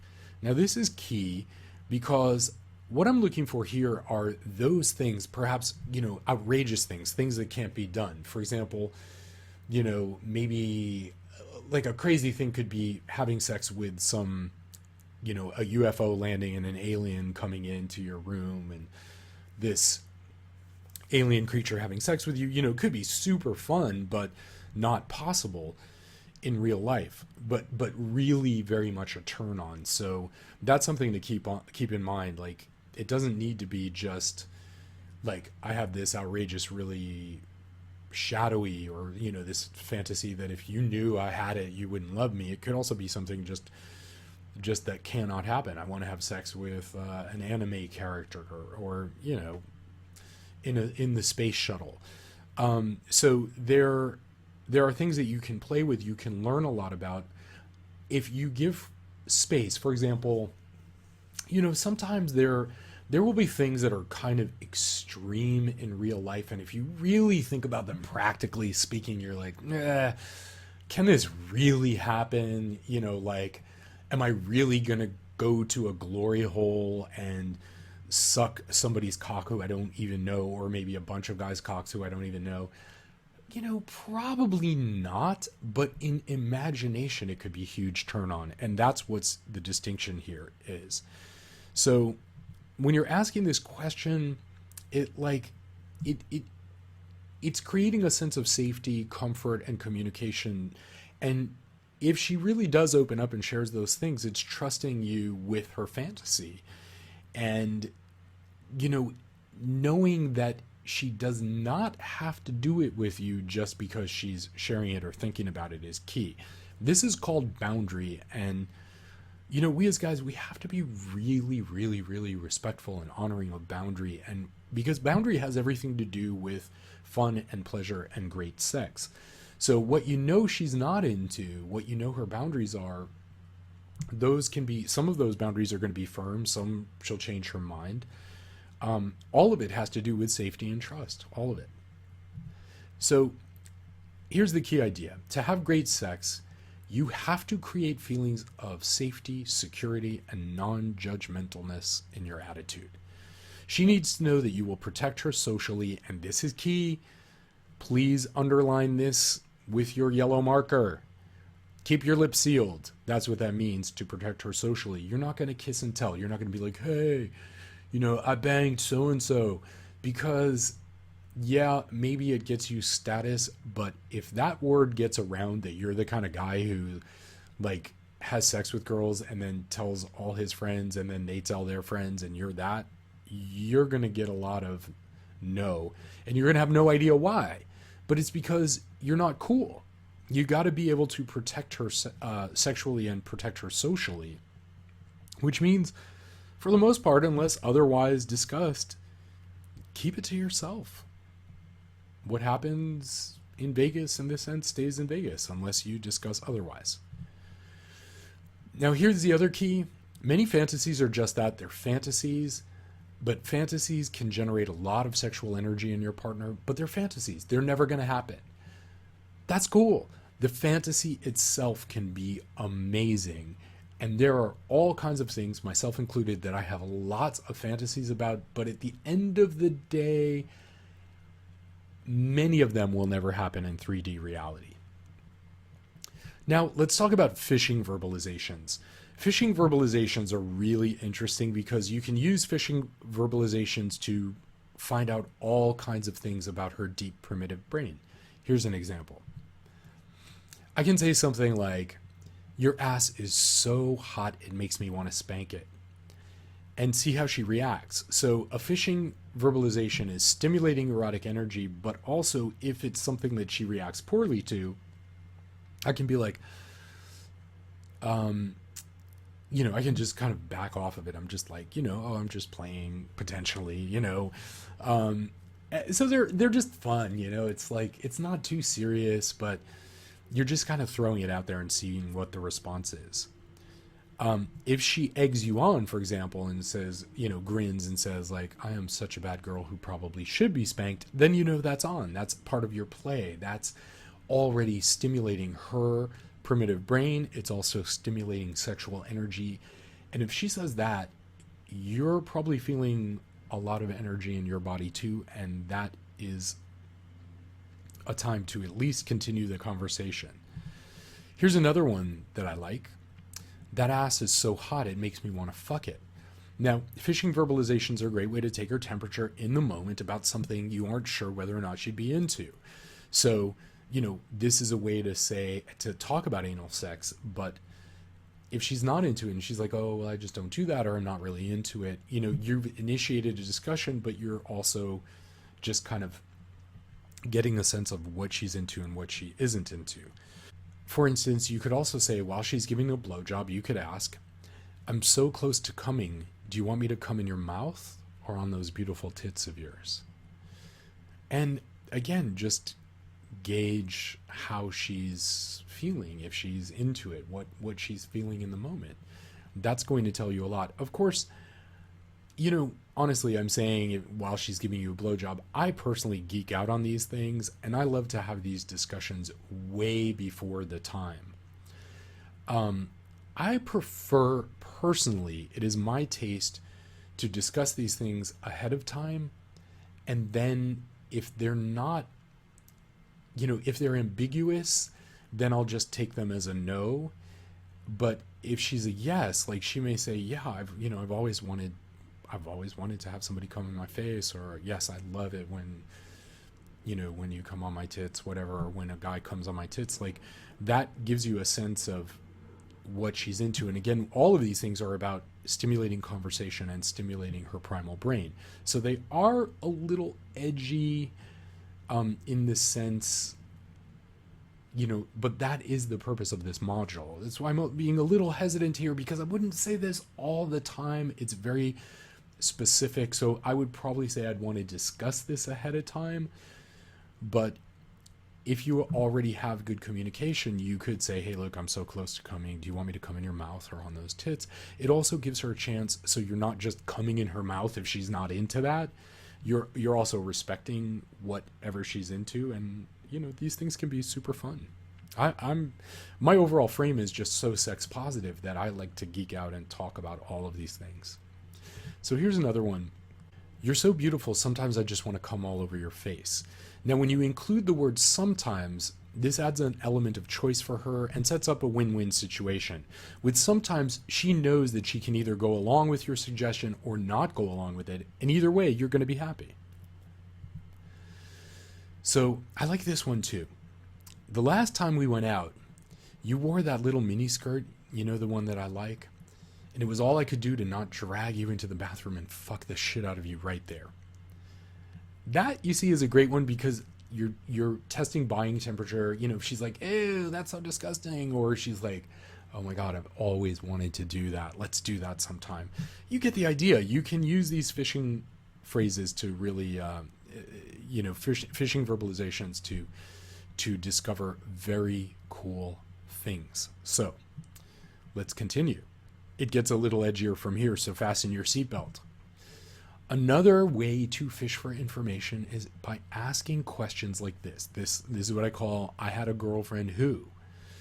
So you would say something like, I had a girlfriend who really liked being called a dirty cunt and a slut when we were fucking.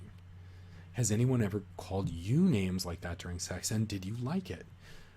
Now, obviously, these are intense words. I mean, you may have had a reaction to even seeing this on screen or whatever. I'm sharing this with you because it's really important to understand that I personally believe we have to reclaim language, and language that has been used to humiliate us and hurt us in some way, you want to reclaim. And that gets to my point. Degradation and humiliation for some men and women can be a huge erotic turn on. I personally really love it sometimes. For others, it can be a huge turn off and a trigger, like really negative feelings. But that's to be explored, and everything that I say from this moment on is all framed in safety, trust, and communication. Safety, trust, communication, communication, communication. I just want you to understand that you can have pretty edgy discussions. You can go to those places, but you have to be able to be an adult. You have to be non-judgmental, and you have to be able to have discussions that that allow you to both be sexual adults. So the key thing is, in my opinion, you want to discuss these before the heat of the moment. I mean, of course, especially if you're using any kind of humiliation language. Now, there have been times where we have had no discussion, but she has said to me in the heat of the moment, call me this. I want you to call me this. I want you to do this.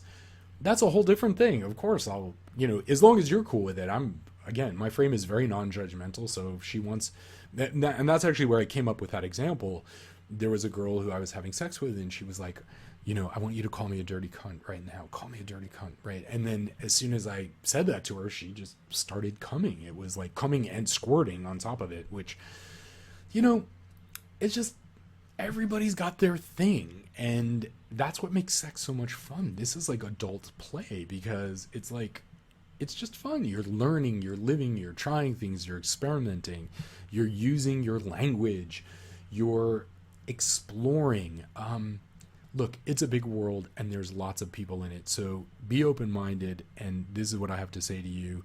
Go forth, have fun, communicate a lot, and enjoy practicing the language of lust. Welcome to How to Write Your Porn Script. This is my quick start guide to get you started right now, tonight. So here's the key thing. A woman has two key sexual triggers that trigger her sexual confidence. Number one is feeling irresistible. Number two is feeling adored. I'm going to teach you how to create a script that speaks directly to these sexual triggers. These are the same triggers that are why women enter wet t-shirt contests, why they flash their boobs at Mardi Gras, and why they text guys sexy pictures of themselves. These are triggers. And this is also the same reason why women like to shoot private porn. Not only is it awesome and adventurous, but it instantly triggers her feeling sexually irresistible. She wants to know that she has the power to drive you wild. Furthermore, whether you believe it or not, women like porn. In fact, they love porn. Lots of women have told me they love watching porn, but wish it were less male watcher driven. They complain that men get, of course, a plethora of women, including Jenna Jameson, and women get, well, you know, the hedgehog, Ron Jeremy. And Bang Bus is hot, but why not have a girl version where girls pay hot guys to have sex with them instead? I really actually think that would be like a super cool porn site idea. Now is your chance to orchestrate a porn scene that a girl would love to watch, and more importantly, even be a part of. With my porn script technique, you will have the ability to tap into both of her sexual confidence triggers. Plus, you will build up anticipation and plant seeds about the future things you can try together. Now, I want you to go to my module on Suggest and Direct and watch that, because that very much has to do with planting seeds and about planting seeds for future things you can try. That's a key piece in this process. Her confidence and her connection to you will be off the charts because you have given her the starring role in your porn script. There are 3 types of porn scripts: the feature film, the action short film, and fantasy film. Let me tell you what the elements of the feature film include. So this is key feature film elements. You always want to put these in. Where does it take place? What are you both wearing? Wardrobe is key. Women pay a lot of attention to what they're wearing, and they put a lot of attention into the detail of what they're wearing. What is the time of day? What are the foreplay activities you're both doing? What is the actual intercourse, and what are the positions? Specifics are really important. This is my feature film summary and key points I want you to include. Here's an example, specific example of how to do the feature film porn script. I'm sitting at a bar waiting for you to meet me. You walk in wearing that tight little black dress that shows off your sweet, hot little ass and tits, the one which you know I love. The bartender comes over. She's wearing a tight button-down white shirt and her breasts are bulging out of it. She has long dark hair, full red lips, and a mischievous look in her eye. We all start drinking and chatting, and before you know it, she confesses that she hasn't had sex in a while and has been relying on the Hitachi wand a lot these days. Then she looks at me and says, "Your girlfriend is really hot, and if she weren't here with you, I'd take her home with me." I respond and I say, "I'm okay with that, as long as I get to watch." We head over to her place. I walk behind and let the 2 of you lead the way, watching your voluptuous asses sway with each and every step. When we walk in, she pushes you against the wall and starts kissing you hard on the mouth. She looks over and stares at my rock-hard cock, standing at full attention, twitching with anticipation, and then glances at her dresser. There's lotion on my dresser. I want to see how you like to jerk off. She tells you to pull up your dress, take off your panties, and sit on the edge of the bed, then tosses a pillow on the floor to kneel on. She kneels down and goes for a taste. You motion for me to come sit next to you on the bed. I sit down and start kissing you, and you take my throbbing cock in your hand and slowly start stroking it. Then she asks you, "Is it okay if I suck his cock?" You say yes, but you're only allowed to suck it. She slides it in and out of her mouth a few times. I see tears in her eyes. Then she grabs it tightly with her hand and strokes it hard, twisting the shaft with one hand while she slowly sucks on the head, curling her tongue around it. You eagerly get on your knees and you join her. She takes over sucking my balls while you start deep-throating my cock. She gets behind you and starts sliding her fingers in and out of your vagina, hitting right on your G-spot. All the while she's making eye contact with me. You're groaning so loud, I can barely hear her when she says, "She's so wet and close to coming. I want to watch you fuck her now." My hands are on your hips, pumping you up and down the length of my cock. Your vagina feels amazing on my cock, so tight and so wet. Your moans are getting louder and louder. To be continued. So that's a perfect example there of one of the directions you could go with a feature-length porn film. Let's look at the action short film. The action short film includes foreplay activities, intercourse and positions, and then you go into it. You know, you want to get, it's an action short film, so we can just get started. For example, and this is a specific example, I'm imagining you running your fingernails all over my body, across my chest and up my inner thighs. You can see my cock is already beginning to respond. You grab some coconut oil and begin to stroke it, twisting it up and down, watching it get harder and harder with every tug. You lean in close and your tongue darts out, flicking the head, then sucking deeply. You love making me come hard, don't you? You're so good at it. My dick is your slave. Then you spread your legs and you straddle me, pushing my cock deep inside of you. I love when you're on top. You look so beautiful, bouncing up and down on me. Your breasts, your mouth, your lips. I reach up and squeeze your nipples and listen to you moan. You're fucking me harder and faster now, thrusting deep inside your tight little vagina while rubbing your clit furiously. You're yelling now, "Fuck me harder, fuck me harder." I sit up and put your legs on my shoulders. I really love that you do yoga, and keep thrusting slowly down, and then letting you feel the length of me moving in and out. You yell, "I'm coming again," and I feel your vagina expanding and contracting on my cock a second time. You look so hot with your legs spread and your tits bouncing. I come so hard with you. Damn, I love watching you come. And then I totally collapse next to you, a happy, satisfied man. Now let's talk about fantasy. The fantasy elements is really, it's a great thing because fantasy is like, fantasy is a great thing because the fantasy porn script it really is like the ideal way to share one of your fantasies with really zero risk.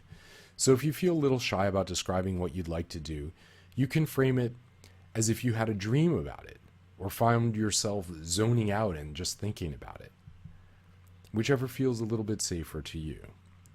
You can make it either a short film, or you can make it a feature film, or you could even make it, some in between that. You just need to add your fantasy. That thing that you guys haven't done yet, but you would love, love, love to try. For example, anal sex, a threesome, BDSM, like 50 Shades of Grey, or sex in a public place. And these are all great themes to play with in fantasy. For example, this is specifics. This is an exact example of a script like you can do. I had the best dream about you last night. You want to hear it? Well, it's a little naughty. Go ahead and sit down, or better yet, lie back while I give you the details. We were having dinner with some potential investors. You and I were sitting across from each other at the end of the table. I suddenly felt something tickling my ankle. It was your bare foot. You had slipped your high heel off and were playing footsie with me.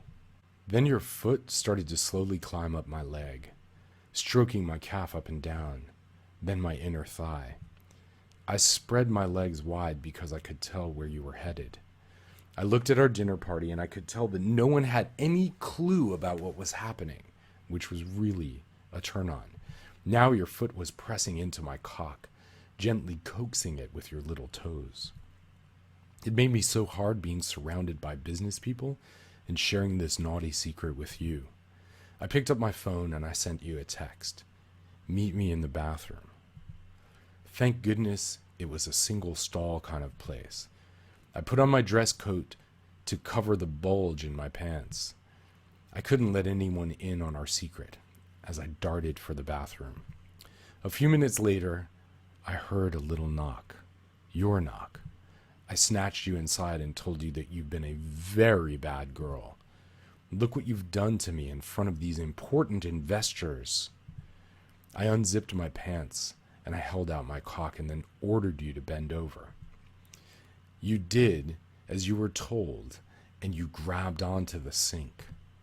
I pulled your panties to the side and began plowing into you with my cock. I heard you moaning and quickly covered your mouth. You started to giggle. I laughed too. And then I said, I will give you something to giggle about. And I grabbed you hard on your hips and started thrusting you into me.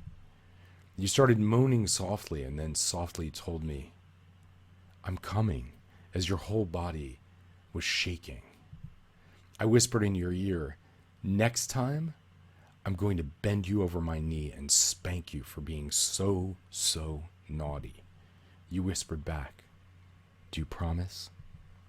I nailed you hard a few more times, and then I woke up so horny for you right as I was coming. Wasn't that a crazy dream? The great thing about writing a fantasy porn script is that it can introduce all the ideas of naughty things, threesomes, really anything in a very non-threatening way. That's what I love about it. It's a fantasy. It's a dream. A few key points in a threesome feature film that are wise to include. These are really important. One, you guys are playing with a stranger, not one of her friends. Two, your girlfriend is made the center of attention, and she is the one you both find irresistible. Three, the other girl is bold and aggressive, but lets your girl know that she gets to give the final word about what happens with your cock. This is important because it creates a feeling of safety, emotional safety, physical safety. And then you whisper things that make her feel irresistible and adored. This is key. And this is also very important, you don't necessarily fuck the other woman. It's often important for your woman to feel like your dick belongs only to her. Until you know whether or not the idea of seeing you fuck another woman turns her on, I would play it safe and let the scene play out, but in this way, and take baby steps. So right now, I want you to write down 5 sexual ideas that you would love to introduce in the bedroom. And I want you to do this now. I'm totally serious. Let yourself be as wild as you want. You can always scale back and scale down. And for now, just know that this is just to introduce the possibility of this kind of play together. And you know, when you do it this way, it like opens the door, it piques curiosity, it gets her involved. And quite frankly, it's just not so scary as like, I've got to have this very serious conversation about what I like. Because it piques her intensity, but this is like the good kind of intensity. It piques her curiosity. And if it's kinky, like it piques her interest in kink. And all women have some kind of kinky fantasies that they love, and they're just waiting for the right guy to share them with. So I want you to go after your deep desires and think about what her deep desires may be too. But really focus on yours. Think outside of your comfort zone. And I want you to think outside of her comfort zone as well. Finally, communication is a turn on. And I want you to practice this. I know it goes against everything you've probably learned from your parents and, out there in the world. Like, don't tell the truth and don't say it the way it is. No, I want you to understand communication is a turn on. And I want you to communicate your deepest desires in play and in fun. And I want you to realize that by doing this, you'll see, if you do it like in a nice, easy way, in a fun way, she will love it, and it will stimulate her imagination as well. And it will let her know that she's safe with you, which is key to her really opening up and expressing and unleashing her full sexuality on you. And finally, I want you to practice, practice, practice, because of course, practice makes the master. Until the next module, this is Lawrence. I'm wishing you well. Thank you for joining me on my quick start here, and I will see you in the next video or in the next segment. Thank you so much for listening, and keep practicing. Hey everybody, I want to welcome you to the Lust Mirror Quick Start Guide. So here's the thing. Are you wanting to rekindle an existing relationship? Or perhaps you want to start a new relationship? Then this is the technique for you. The Lust Mirror is powerful because it is a way to let your girlfriend or wife know that you are thinking about her and desiring her, even when she's not around. And if you want to rekindle a relationship that has lost its sexy spark, the Lust Mirror will help you learn how to communicate your desire in a way that will help you both reconnect with what brought you together in the first place. Remember the game you played as kids, where each person in a group added up a line to build up a story? This is what's happening here, except it's only the two of you creating the story. And the entire time you are communicating your horny desires. You are rocking her world by making her feel like she's the hottest woman alive. The first time you use this technique, you can open by sending a text that says something like this. Step 1, text her. Let's create a story together. I'll say a line, and then you will say a line. Step 2, volley back and forth. You begin by saying what you're doing and what she's doing. I just picked you up from the airport. You are getting into the car. Here's another example. I just got out of the shower, and you are lying on the bed. Here's another one.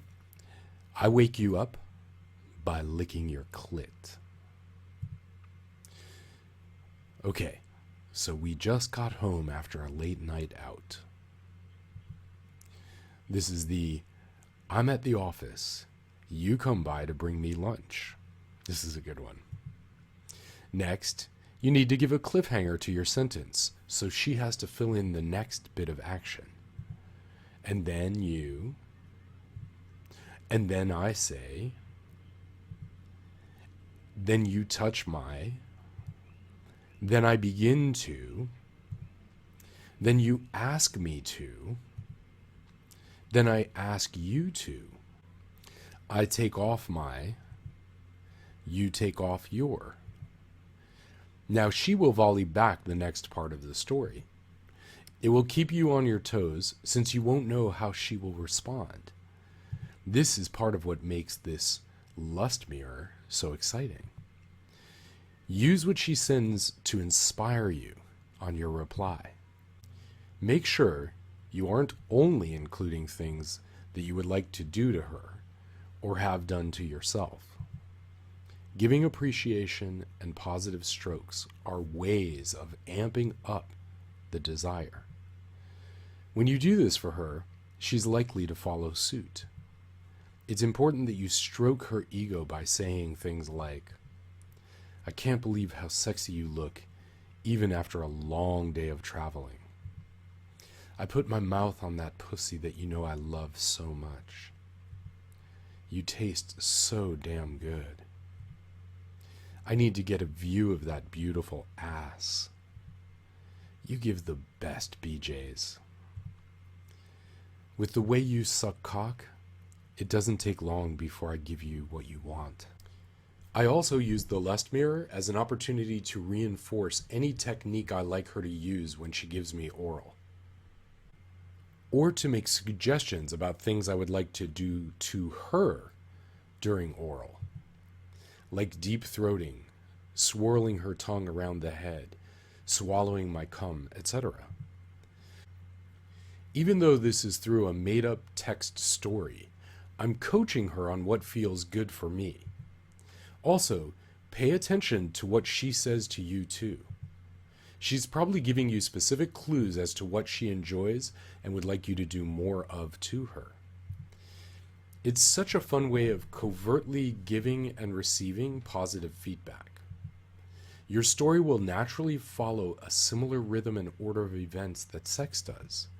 You'll have foreplay, oral sex, intercourse, and orgasm. That does not mean you have to follow it in that order, though, obviously. You can switch them up, play with them, circle them again. It's all good. Think of it more circularly than linearly. I often only take the lust mirror into oral sex. Sometimes it's both of us, and sometimes it's just one of us. Step 3, always end with a positive line like, "You make me feel so good. You know just how to please me. You always satisfy me. I love making you feel good. I love making you come hard like that. Looking forward to real life sex. I can't wait to see you. Be ready when I do see you. Hurry home. I can't wait for tonight, for this weekend. Leave work now." That's a great command. Once you've tried it a few times, you can just jump into it out of the blue. Send a text describing an action without telling her you are creating a story. After you've done the lust mirror a few times, she will know exactly what to do next. And here's the key: make sure you have fun, play, keep it light, and keep it horny. Until the next video, this is Lawrence, and I will see you soon. Hey everybody, it's Lawrence, and I want to welcome you to the Erotic Hypnotic Fantasy Quick Start. Let's get started. Hypnotic fantasy consists of you putting your partner in a trance and then describing a wild sexual fantasy or event in great detail. Step 1. Let's talk about putting her in a trance specifically. First, have her take a deep breath and hold it. Tell her to count to 5 inside, and then let the breath go. So it would be something simple like this. Take a deep breath. Hold the breath to a count of 5. And then let the breath go. Have her do this 3 times. It's an amazing thing right there. She's already in trance once you start that process. Next, I want you to invite her to notice where her body is tingling. Tell her to invite and allow that sensation to increase and spread throughout her body. Tell her that her body is relaxing, that her limbs are getting heavy and relaxed. Finally, tell her to go inside and release all the tension in her body as she goes deeper and deeper down into relaxation. Invite her to keep breathing, opening, and deepening. Breathing, opening, deepening. By now, she will already be falling into a trance state. Once you have her in a light trance, create an anchor. You create an anchor by gently touching a sensitive spot on her body. She will now associate this spot with deep relaxation and trance. Therefore, Every time you touch this spot, she will slip deeper and deeper into trance. Make sure your touch is gentle but firm. I touch areas like the underside of the wrist, the skin at the inside of the elbow bend, the back of the neck, or the back of the knee. The reason I do this is because these places don't always get a lot of touch, so you want to put an anchor someplace that she doesn't regularly touch. Next, choose your erotic fantasy. Always be aware of where you want to go first.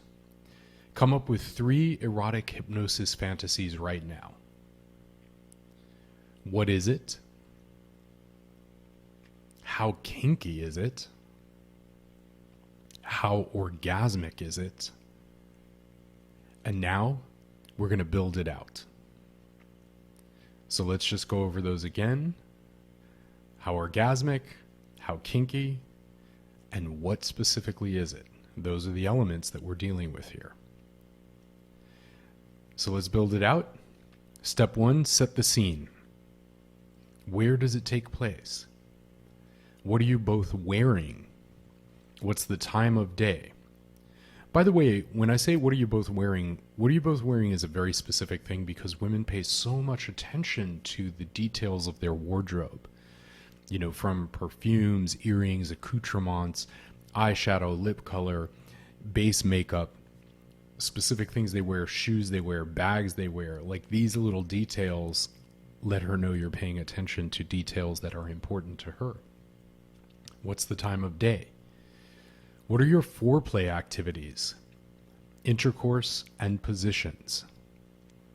And of course, remember the afterglow. Afterglow is essential for creating connection and depth in a relationship, and spending time in that afterglow, which has a lot to do with oxytocin, has everything to do with deepening a relationship. Step 2, create the fantasy. Focus on how your body and her body feels. Describe the sensations. Remember to include all the senses: visual, auditory, tactile, taste, and smells. You are slowly undressing. Your body aches as you pull your shirt over your head. Be specific as possible. Your nipples are standing full and erect, like tiny little soldiers standing at attention. I begin to unbutton my pants slowly, and as you hear the sound of my zipper, you notice your pussy getting wetter and wetter. Paint a vivid picture for her. Utilize the brilliant movie screen in her head to trigger her emotions. It's dark out, and there's a full moon. The light of the moon licks your curves and makes your skin shine.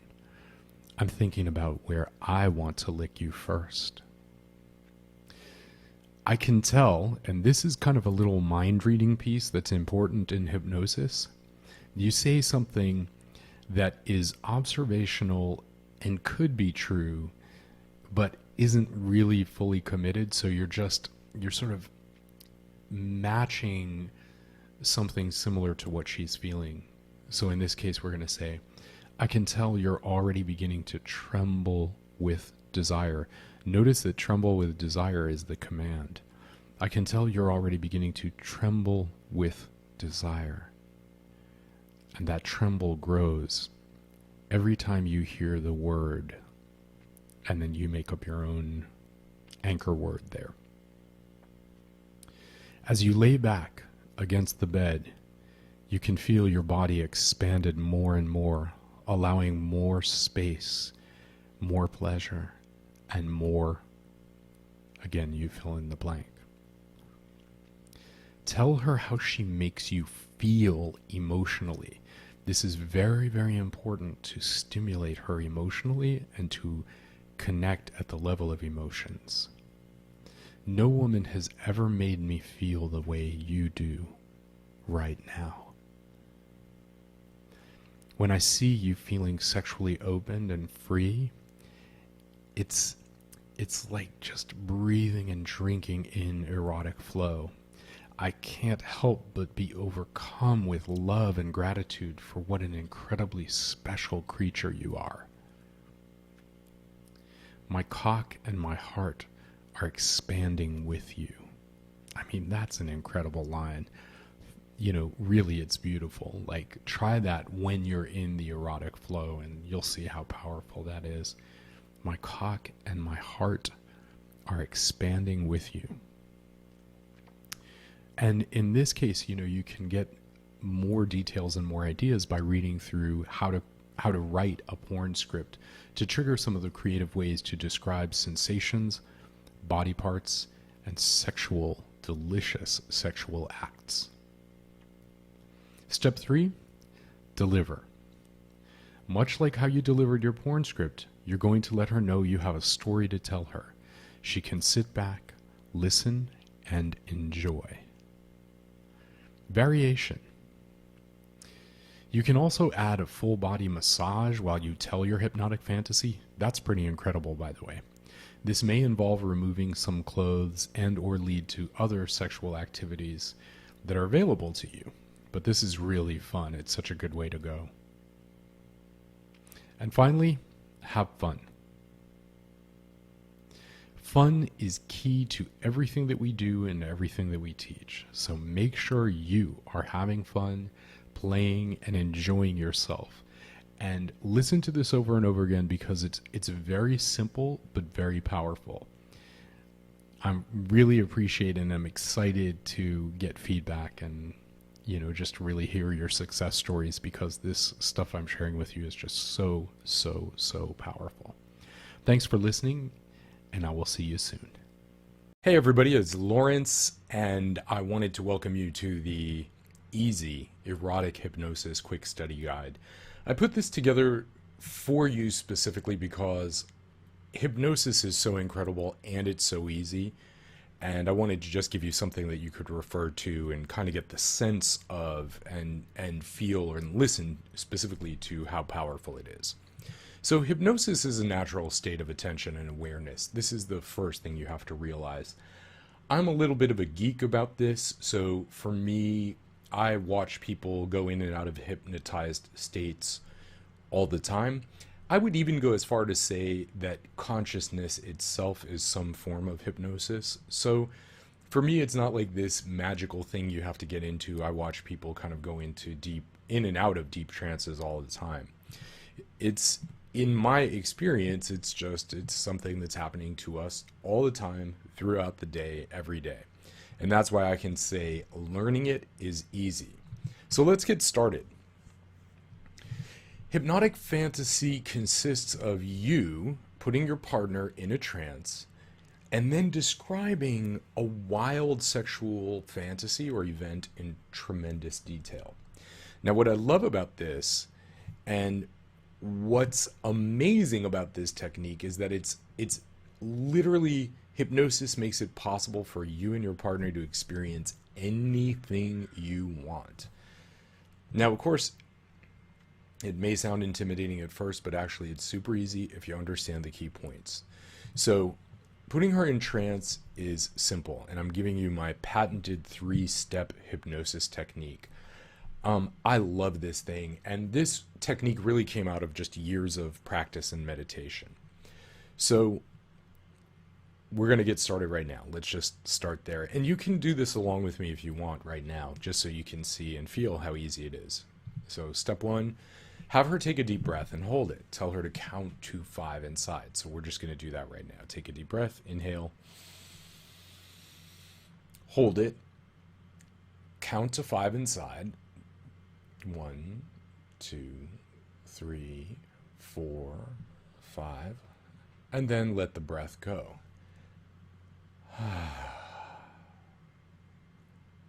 Now you're going to feel something already in your body, and if she does this for you, you're already halfway there to having her in trance. That's what's so beautiful about it. So keeping it simple, you'll know with other things you've heard in Language of Lust, we're just simply doing a 5 count. We're giving a directive, just do this.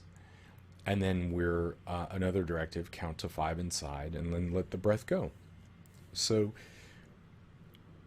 her doing this alone is, she's into it. Like she's into it and along for the ride. So that's what's so fun and easy about this. So you have her do this 3 more times. Then as she's doing this, and you can do this too, you take your second deep breath, inhale, hold the breath, count to 5 inside. The act of counting in your head is a trance state because you have to kind of listen to and imagine the numbers. So you're already moving into a quasi altered state. And then you do this 3 times. Of course, your blood gets more oxygenated. You feel better because anytime we breathe consciously, it feels good.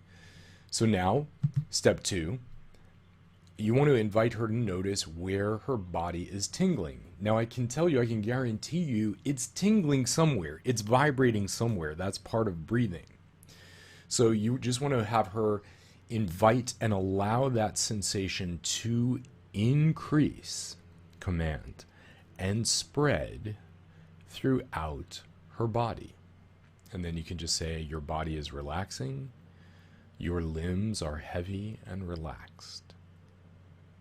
That's it. Now, what's so beautiful about this is that really people want to relax. People don't want to be stressed out. So if you give them any opportunity to relax, they'll love you. They'll be like, oh my God, it feels so good, because it feels great. And all of the techniques I'm teaching you are really about teaching you to notice and appreciate her body, and notice and appreciate and share and really add the value of adding value in a woman's life, or in anybody's life, in any of your partner's lives. That's the beauty. This is a technology of change. Now, I've spent 20 years of my life refining this, so you don't have to. So, powerful, powerful technique. And actually, part of my homework is for you all to go out and use this technique in the world. Use this technique in the world. Use it to feel good and make other people feel good. And then get back to me. And if you have any questions, you can comment, and you can just, we can continue to see where if there's any place where you're having problems here, or if it just is good. Now, it should be really this easy. You don't have to look for anything. Just know that it's the most natural thing ever. So you don't even have to check if it's working or not, because it is working. And then your third step is really simple. You tell her to go inside and release all the tension in her body as she goes deeper and deeper down into relaxation. Just remember these lines. Go inside. So go inside means, actually, I don't know what the fuck it means, honestly. It doesn't matter. It's just something that I noticed, that if I say to somebody, go inside, they know what to do. It's really a technique I learned through going to therapy and having therapists ask me different questions at different times. And I realized, they're basically just saying, go inside and do some work. In this case, we're going to do the unwork of releasing tension in your body and go deeper, deeper down into relaxation. And then your message here is just very, very simple, because now she's in a trance state. And you're just inviting her to keep breathing, opening, and deepening. Breathing, opening, and deepening. If she's breathing and opening and deepening, this is good. And really, the majority of your heavy lifting is now done, because now she's already falling into trance. Once she's in a light trance, create an anchor by gently touching a spot on her body that is out of the way of normal stimulation. The idea here is like the bend in the elbow, the underside of the arm, somewhere around the neck. An anchor basically means that when you touch the spot, she begins to slip into trance. I like to touch areas, like I said, underside of the wrist, skin at the inside of the elbow, back of her neck, the back of her knee, even her side sometimes. Like you can anchor your touch to any number of things. And honestly, I've had women who have said they slept with me simply because of the way that I touched her. So use gentle but firm pressure to create an anchor to the trance state that you're creating.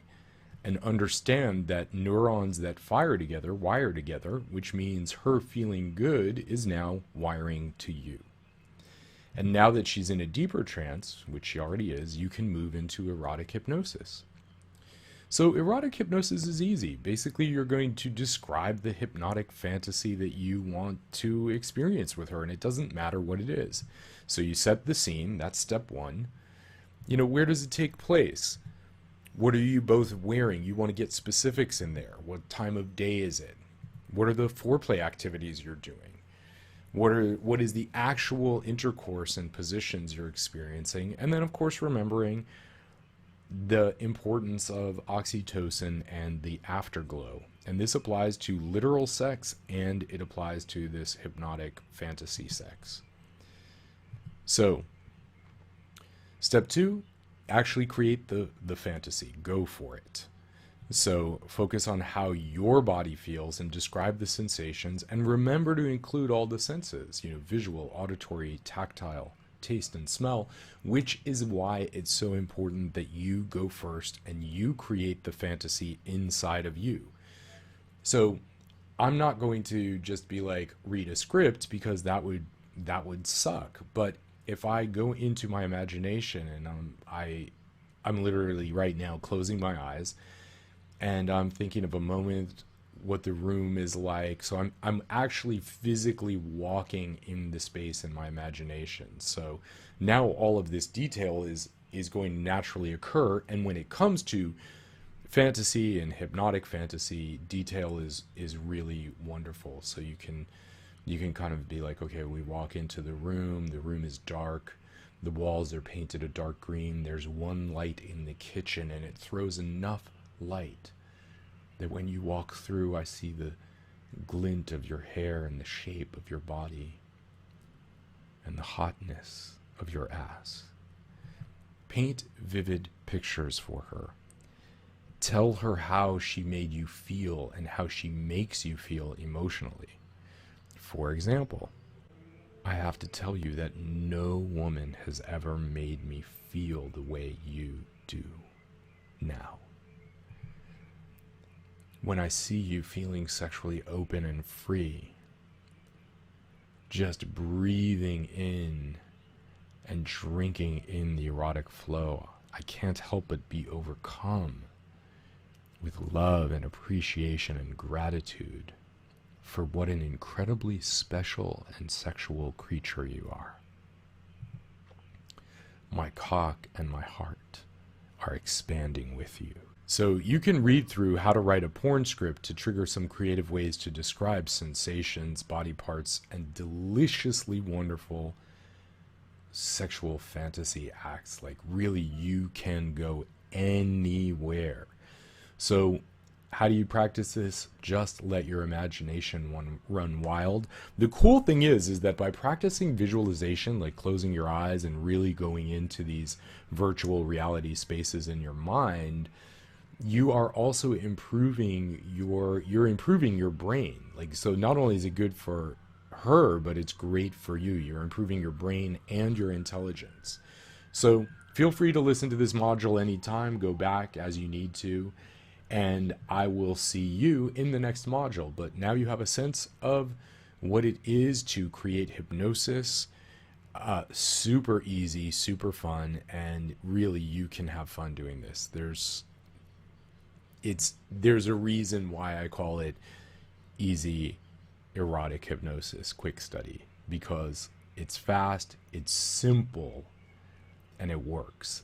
And that, honestly, is all I care about. I care about you getting results. See you in the next module.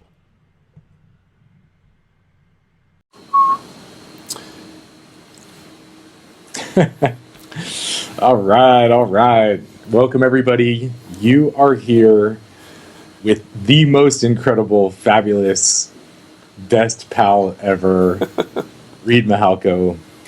And I'm actually, when I started working on this project, which is a big project, really just helping guys understand language and just how important language is and brain sex is. It's all super geeky stuff. And one of the reasons I was excited about it was so that you and I could talk about threesomes.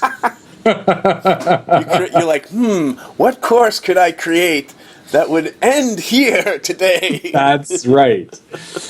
And Very clever, Dr. Lanoff. Very yes, clever. thank you, thank you. Yeah, I'm super. I'm like, it's funny because you'll appreciate. I know you know this. Like you've had this experience. We've led these events, and it always surprises me just how many people essentially come up with the spy jacket to me, and they're like,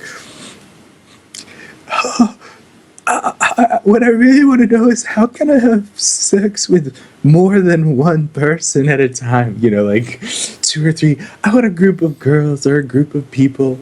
And it's just the cutest thing ever. And I find two things happen. One is just because of logistics stumbling and all that stuff, people just don't get that handled, right? It just doesn't happen because they haven't really spent time. They want it to be spontaneous. Well, it's hard enough for all of it. I mean, I went through it, right? It's hard enough to get one person to sleep with you, and now you're trying to stack functions and like. I mean, I get it. Like, I totally get it. And the geek in me is like, how do we do this in a way that works for everybody? So, I get That's it. it. Totally get it. I do too. And it's sweet. And that was really what prompted. I was just like, because we haven't really had like this kind of discussion, just kind of an open, direct discussion about this process and what you learned and what I learned. And so I thought this would just be the perfect I'm place. always flattered when you call. And then for those of you who are listening, just so you know my relationship with Lawrence, he's the only person who'll call me and be like, hey, can we just do an interview? And I'm like, okay.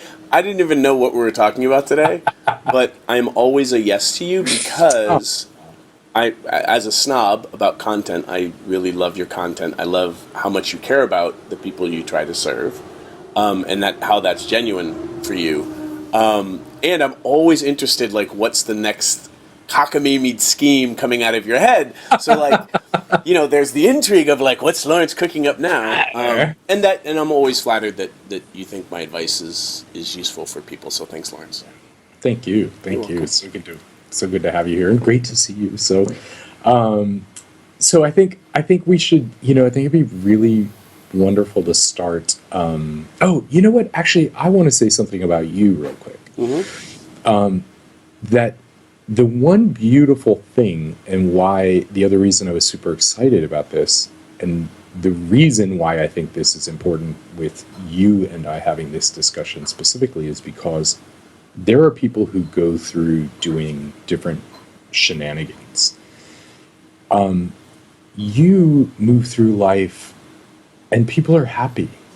I remember when we were teaching in Canada, and I just remember this sort of stream of happy people just hugging you and loving on you. And, and like, I love that, because that's really the quality of this kind of, sex positivity and just openness and vulnerability that I just love and appreciate. So that's the other reason why I think this is really important, that we are talking about this, because I have also seen the opposite of that, where there's, a stream of unhappy people waiting to get in line to slap somebody. Or people jockeying for position. Exactly. Trying all that kind of stuff that, ultimately part of what we'll probably talk about today is like when you can be a human being, in this case, men, who can make people feel safe and empowered, because it's not always about like, I will be your sense of safety and you cannot make yourself feel safe, but when you can be that safe space for people, especially women, especially around sex, then many things are possible. One of those things being like, hey, I'm curious, would both of you like to sleep with me at the same time? Because I've never done that, or I've done that a lot and I really love it, and what do you think? And you'll be surprised, everyone's mileage will vary, but there's a lot more possibility out there for exploring and fulfilling fantasies and just geeking out on stuff you've always wanted to try. But if you're a person, in this case especially a male, who is making people feel unsafe, then it all goes down the crapper, and you have to resort to, tactics, which, while you may be successful in pulling the situation off, the tactic itself usually kind of sours the experience a little bit. And just to reference, the people in Calgary, those people lining up to hug me, a lot of those people I slept with, and they all knew they were all sleeping with me, and they were all still happy. And, so there's also a whole way, regardless of, however you identify or whatever kind of sex life or love life you want to have, whether you're asexual and aren't dating, or you just want to be monogamous, or you want to be slutty like I am, there's a way to be a decent human being and transparent and empowering in a way that empowers other people and encourages them to be transparent and grown up, and all this other stuff starts to kind of lock into phase, which, I think in some ways was always possible, but we are now in a place in culture right now where this is more possible than ever before. And if you're not, not to say like doing it the right way, but like if you're not using certain protocols and ways of being, the whole thing shits the bed. Right. Not pretty. Yeah, and then people get angry at you, and then you don't get to have your cookies. That's right. So let's talk about, so that's a really interesting thing. Like, what do you think it is right now? I mean, I definitely see a cultural change. What are you seeing about that change? I'm just curious. Well, the larger, dorky, geeky overview is gender roles have changed sufficiently in the last 3 generations. I like to say, our great-grandparents, when I talk about past generations, because, the reason people get into relationships and stay into relationships has shifted sufficiently since our great-grandparents and definitely people, our great-great-great-grandparents. Yes. And the reasons people fuck recreationally have changed a lot, but culture itself, the advice, it hasn't been recalibrated. So if you want to build a reputation for being a solid human being, especially a man, especially around sex, especially around being promiscuous, you can't use the old paradigms, because they just don't work anymore. And they just they gunk up the engine, and then you have a reputation for being a creep or being a manipulator, rather than what I experience. And again, I'm not trying to recruit people into being slutty, but you're doing a good job when the women that you sleep with, whom you're still sleeping with, send their friends to you to sleep with. That's right. That's a really good metric for, wow, you're probably doing a good job. It doesn't mean you get laid all the time, but life isn't about getting laid all the time. And because it shifts into that kind of Jedi realm of it's not about getting laid all the time, you kind of get laid all the time. Right. Again, your mileage may vary. Yeah. Well, so that's perfect. I mean, I definitely agree with that. It's so interesting. And, for another conversation for another time, mm-hmm. I would love to discuss that, because that's the other reason why I love this conversation, because threesomes are also looking different. Mm-hmm. So what the kinds of things, I just remember in college thinking about these things, it was just a different world. And now it's so interesting. I didn't have threesomes in college. I was a late bloomer. I'm just, I didn't lose my virginity until college. So that I've come this route, from the fat 7th grader with the Mork and Mindy suspenders that nobody wanted to take to 8th grade prom, to this guy is, to me, still fascinating. Yeah. And I also I say that for everybody because I think we also still kind of operate on this performance model of masculinity that, somehow we're broken if you didn't lose your virginity when you were 13, or, if you've never had a threesome, how could that be? and really what's going on for everybody on the earth, men and women and other, is that your journey just brought you to where you're at. Yeah. So you can transform this and adopt, better ways of just being a human being and communicating, regardless of where you are. And then for those of you, your guys who are listening who have kids or who want to be having kids, to role model this kind of being a person, this kind of being a man, being a dad, to your kids, that's how we change culture. Yeah, that's really good. So one of your principles is obviously transparency. Mm-hmm. And I think that I think we should, maybe we should kind of start there, because I know there are people, at least in theory, they're just like, well, I do want to have that experience. Mm-hmm. I do want to check that off my bucket list. What do you think, like, what's the starting framework? What's the mindset? Where is somebody, because I also do meet those guys who, and I just want to hug them and just, because what you're talking about, that pressure, like I'm not a real man until XYZ happens.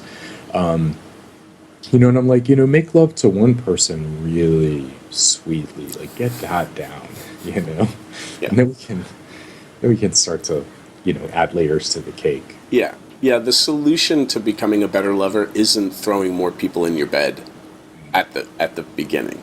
It's like with martial arts, not to make sex a violent analogy, but like get good at fighting one person first, and then Sensei will send 4 attackers at you to train, right?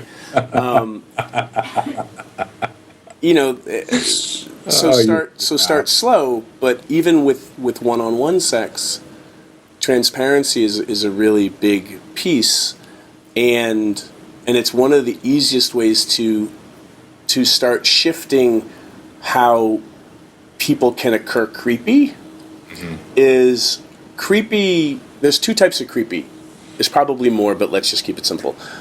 There's the I'm so starving that my energy is like, I'm gonna die and I need this, right? It's that, somebody who's dying of thirst and you happen to be holding the water jug, like they come at you with this kind of energy and you're like, holy shit, dude. Whoa, give me that. And that happens for women too. It's just that around sex, men for the most part it's hard to find women creepy just because of how we're acculturated and raised. But for women who have men coming at them all the time, that starving, needy energy can be very triggering and overwhelming. Not for all women, but for a lot. So there's that kind of creepy. But then the other creepy, which you encounter a lot, and this is reinforced by how we're raised, is I'm trying to seduce you or convince you into doing something. And this is the whole, a great example is like in Southern culture, women are supposed to be like, oh, no, that's right. I can't sleep with you, but, I want to sleep with you. And so there's all this mixed messaging of like, does no mean no? What does she mean? Like, what am I supposed to do? And I just say shake up the Etch-a-Sketch on the whole thing, mm-hmm. and just tell people what you're interested in exploring, which is scary because then you could get shot down for what you're interested in. However, you being shot down and somebody experiencing you over time as always being open and honest will often have people change their opinions of you. They still might not want to sleep with you, but they're like, you know what? Like, in a world filled with guys trying to pull one over on me, Reed really likes getting laid. And he's been that way for 10 years now, or 6 years, or whatever, and he's always been honest. And everybody raves about him being a great human being and also being great in bed. Maybe I do want to sleep with him. Like, so being transparent is the easiest way to start to shift stuff and to be different than other men who are running the old program, the old scripts. And whenever you have an agenda and you're not announcing it, you've created the environment where things can get creepy. So, and sometimes you don't know what your agenda is, but then when you realize you have an agenda, you just literally say like, "Oh my goodness, I just realized like I have an agenda. Like I really want to get in your pants, and I just need to cop to that." I like it. So, and that is a much different experience than most women are having with the men that they meet. Certainly in bars, in workshops and things like that. yeah, that's a whole other discussion. And I think really that is the line. It's like just being able to say like, wow, I'm really, I'm into you. I would love to sleep with you. I really like to explore this, and just being able to be open and just direct to this. It is hilarious, the conversations that I have where like sometimes guys will be around, guys and women will be around me. Women not so much. They're never surprised because they realize that they're just so thankful to have like a straight up conversation. But guys who've been playing all these techniques and stuff, they're just like, what? Like you just were that straightforward? And she was like, okay, sounds good. Well, and part of the secret around the transparency, like I would say, like the next Lego piece to put on top of that is, can you actually give people room to say yes or no? Absolutely. Because if you say no, am I going to try to get you to change your mind? Like, it's really being respectful and being like, awesome, thank you for saying no. Like, the way we teach in Cuddle Party is, thank you for taking care of yourself. Because that trying to get somebody to change their mind, again, is women are getting that all the time. All the time. That's the smoke and mirrors, fairy dust in the eyeballs nonsense. Drives me crazy. So let's talk about this as it applies to threesomes, like using kind of this framework of transparency. And I know you have some things that you sort of basics that I think you understand or have taught about that. I mean, do you have like a starting point framework that you feel like, look, because here's the thing. The bottom line is at least metaphorically, the idea is amazing, right? This like, oh, I'm going to have this experience. Whatever the reality is, you'll find out. Yeah. But you want to have that experience with as little drama as possible. So transparency, obviously a huge framework. If somebody is not into it, and I think this is key, we're not trying to coerce. No, you have to call it off. Like, call it off. Exactly. And like when in doubt, like just call it off. And then this is the thing. I would rather ruin the opportunity to have a threesome by over talking it. Yes. And there's a distinction between like just making sure everybody's good versus I've now rattled on for 3 hours. That's right. Exactly. But there's I would rather ruin the opportunity by checking in too much. Yes.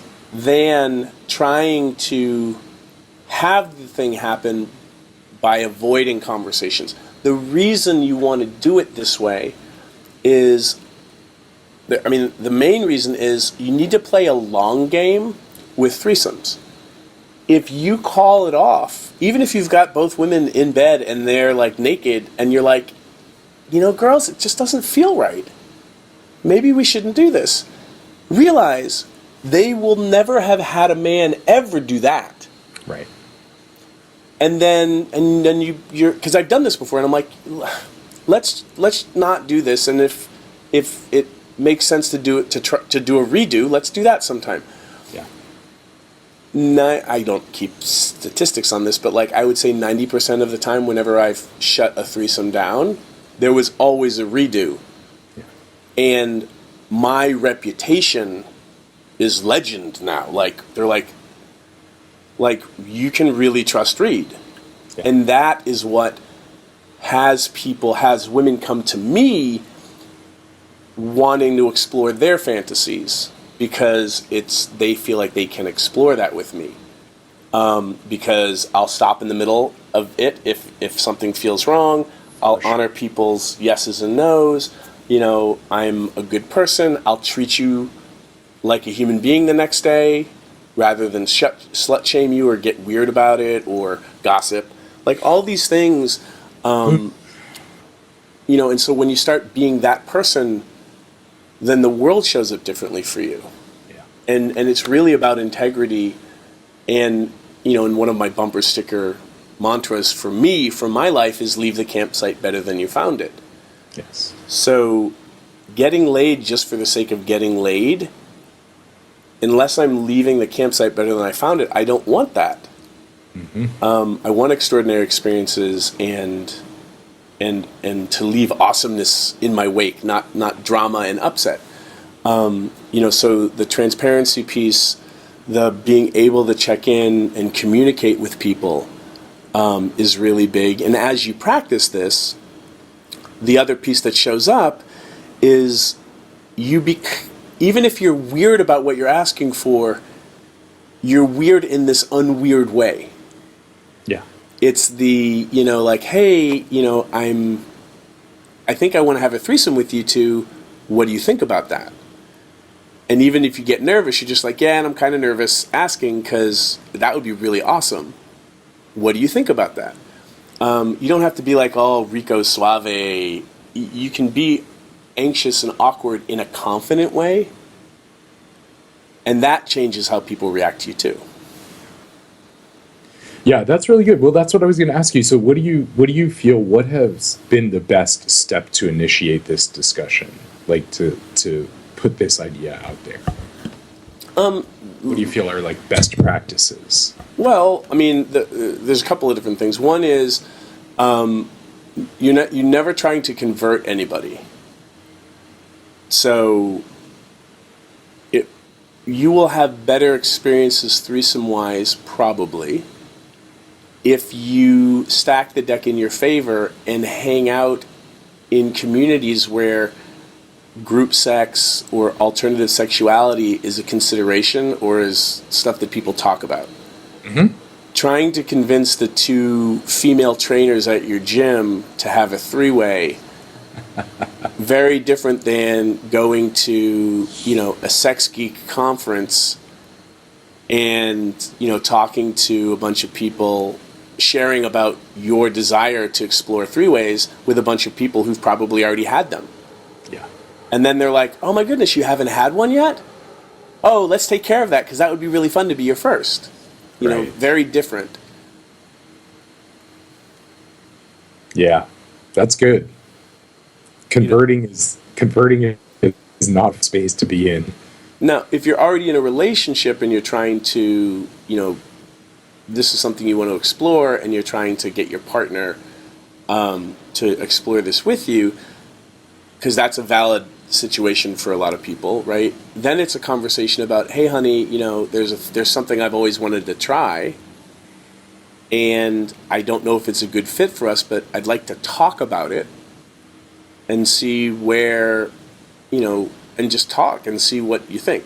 I watched this crazy video with my mentor Lawrence Lanoff, and now I'm seriously considering, like, I don't know that I want to die without having had more than one person in my bed.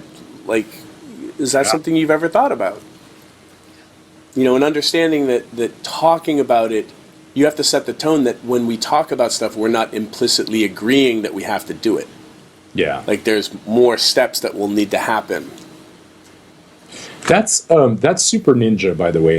I just want to call that out for a second. So, it's this thing of making requests and invitations without a goal in mind. And I've spoken this, I mean, because even if you use the metaphor of like, of just you're having sex and you're chasing orgasms, like, oh, we have to have orgasms and it has to do this. It's the same kind of thing. It like creates this, it's like, let's just have fun. Let's have a discussion in this case, let's just have a talk about it without, this doesn't need to mean anything. And I find that if you take meaning off the table, that us being able to have an open discussion doesn't mean you're going to have to do this thing.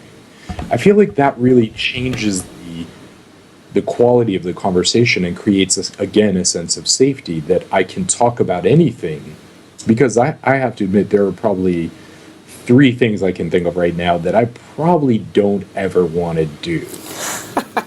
But I don't mind talking about it, right? I'm kind of into I'm like, okay, yeah. This is edgy. I like it. Yeah. Right. But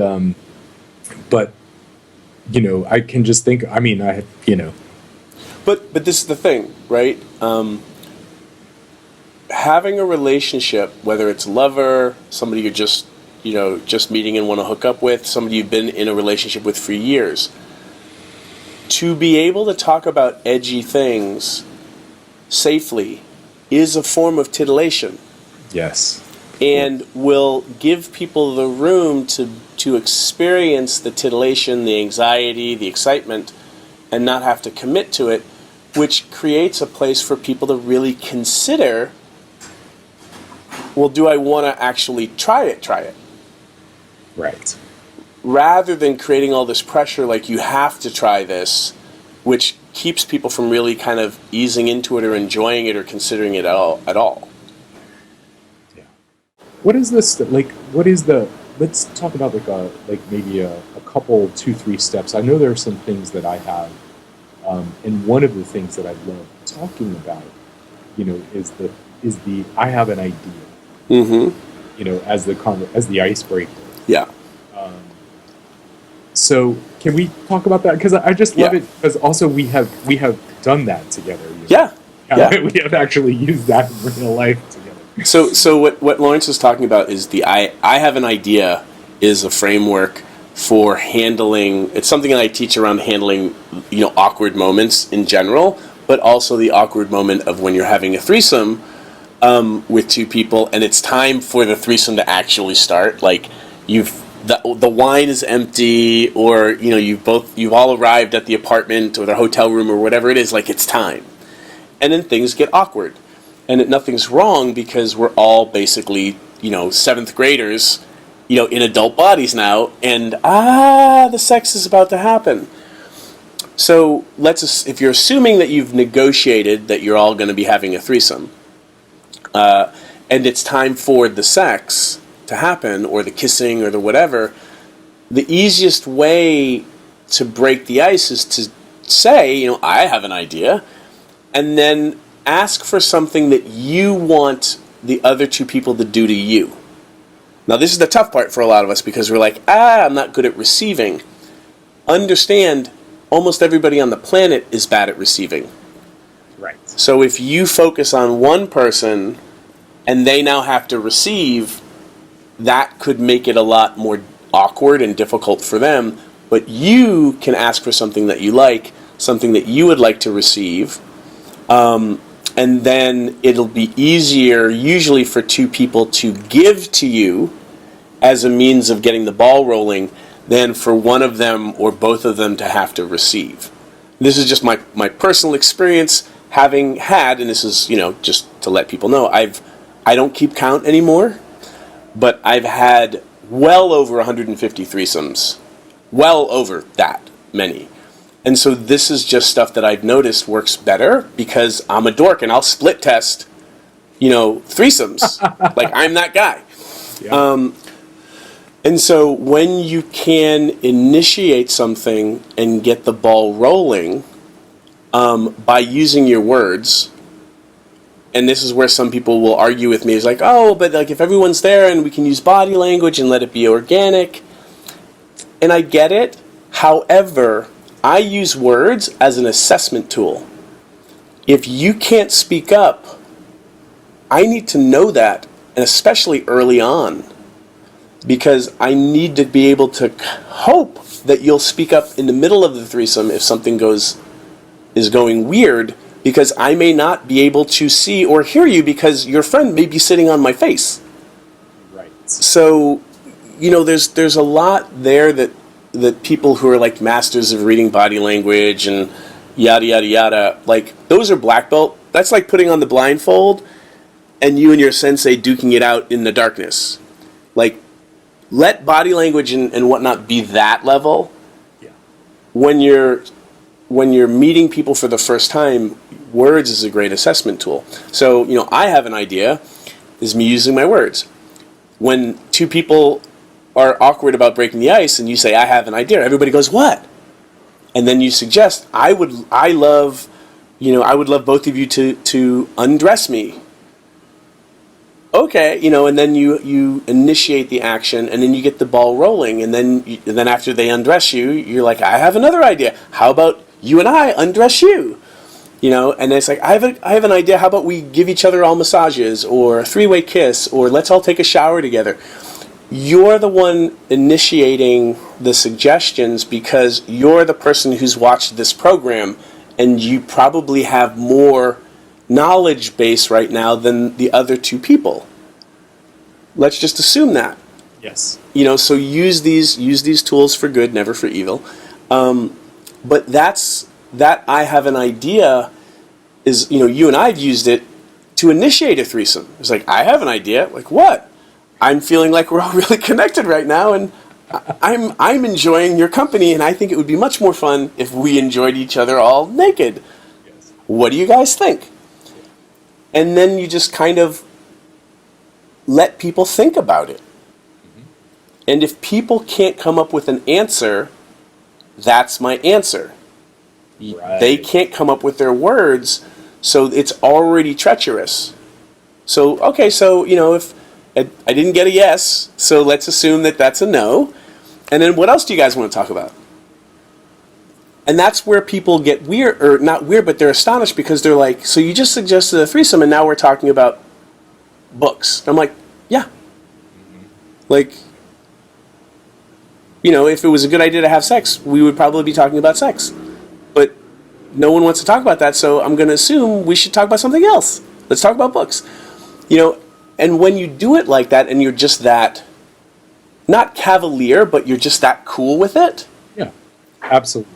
Then people have the experience of you being cool about it, and then that's what gets their gears turning later, or during the conversation. They're like, "Huh, maybe I do want to have a threesome." What's I'm talking about me, but like for Lawrence, on your end of it, like what has the experiences like that been? I think you've got it exactly right. It's like what just occurred to me is something that I don't really have a framework exactly for, but I kind of call it this infinite mindset. Mm-hmm. And you and I have spoken about this in the past, but this idea that there's kind of this infinite nature to sex, life, relationships, and energy. That just I have a sense when I look out in the world that it is infinite. That really, pretty much, in a very tangible way, almost anything is possible. Mm-hmm. It really, and I don't mean that. What's weird is, like, I don't mean this in some like new agey, like The Secret kind of way.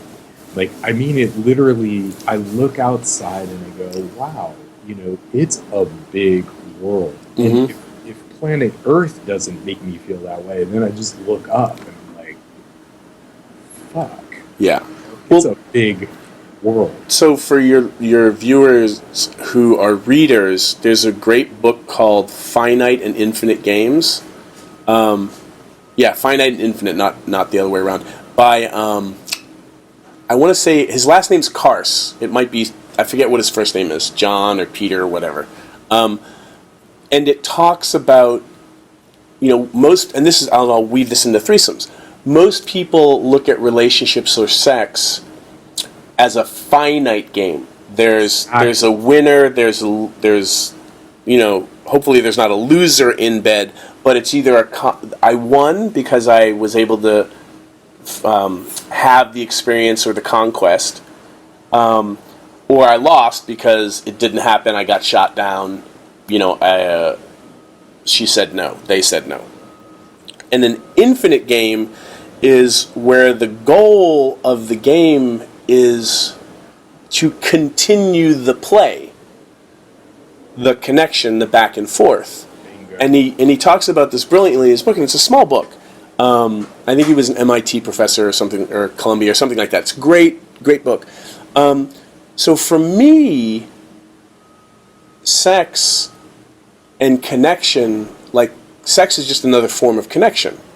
It's a preferred form of connection for me, Yeah. right? In the same way that a musician probably wants to jam a lot.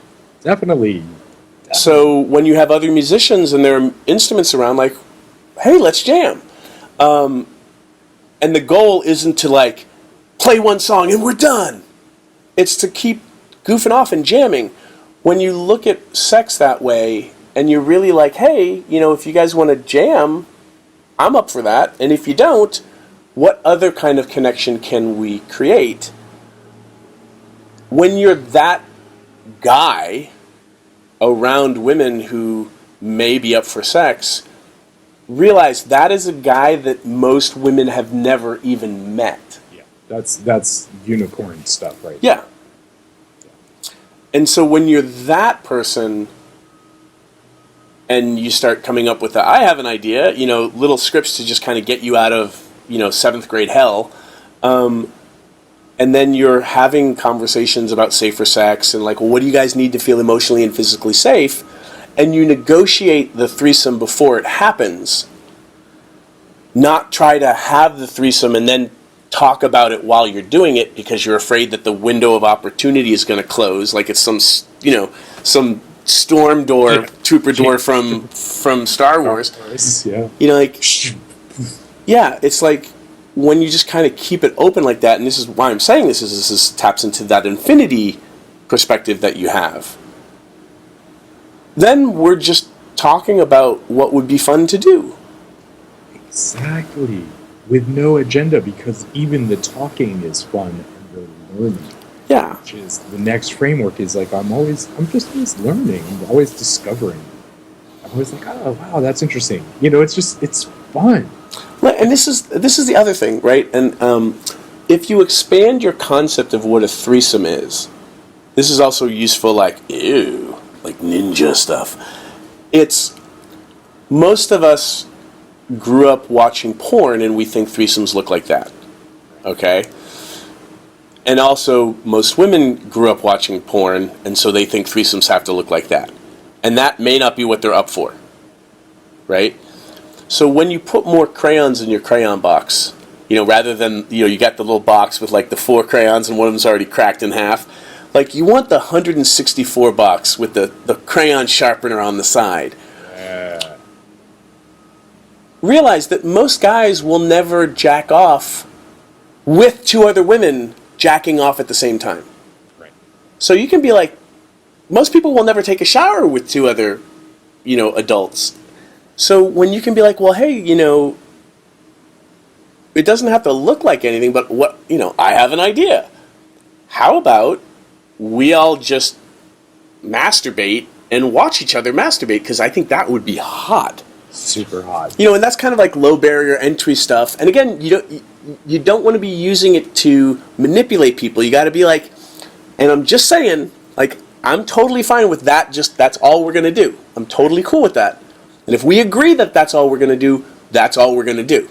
Because that's another hot thing is when you actually don't try to change the negotiation during. That's an easy way to prove to other people that you're trustworthy. So I have shot down many opportunities to up the sexual agenda, the game, escalate the war, so to speak.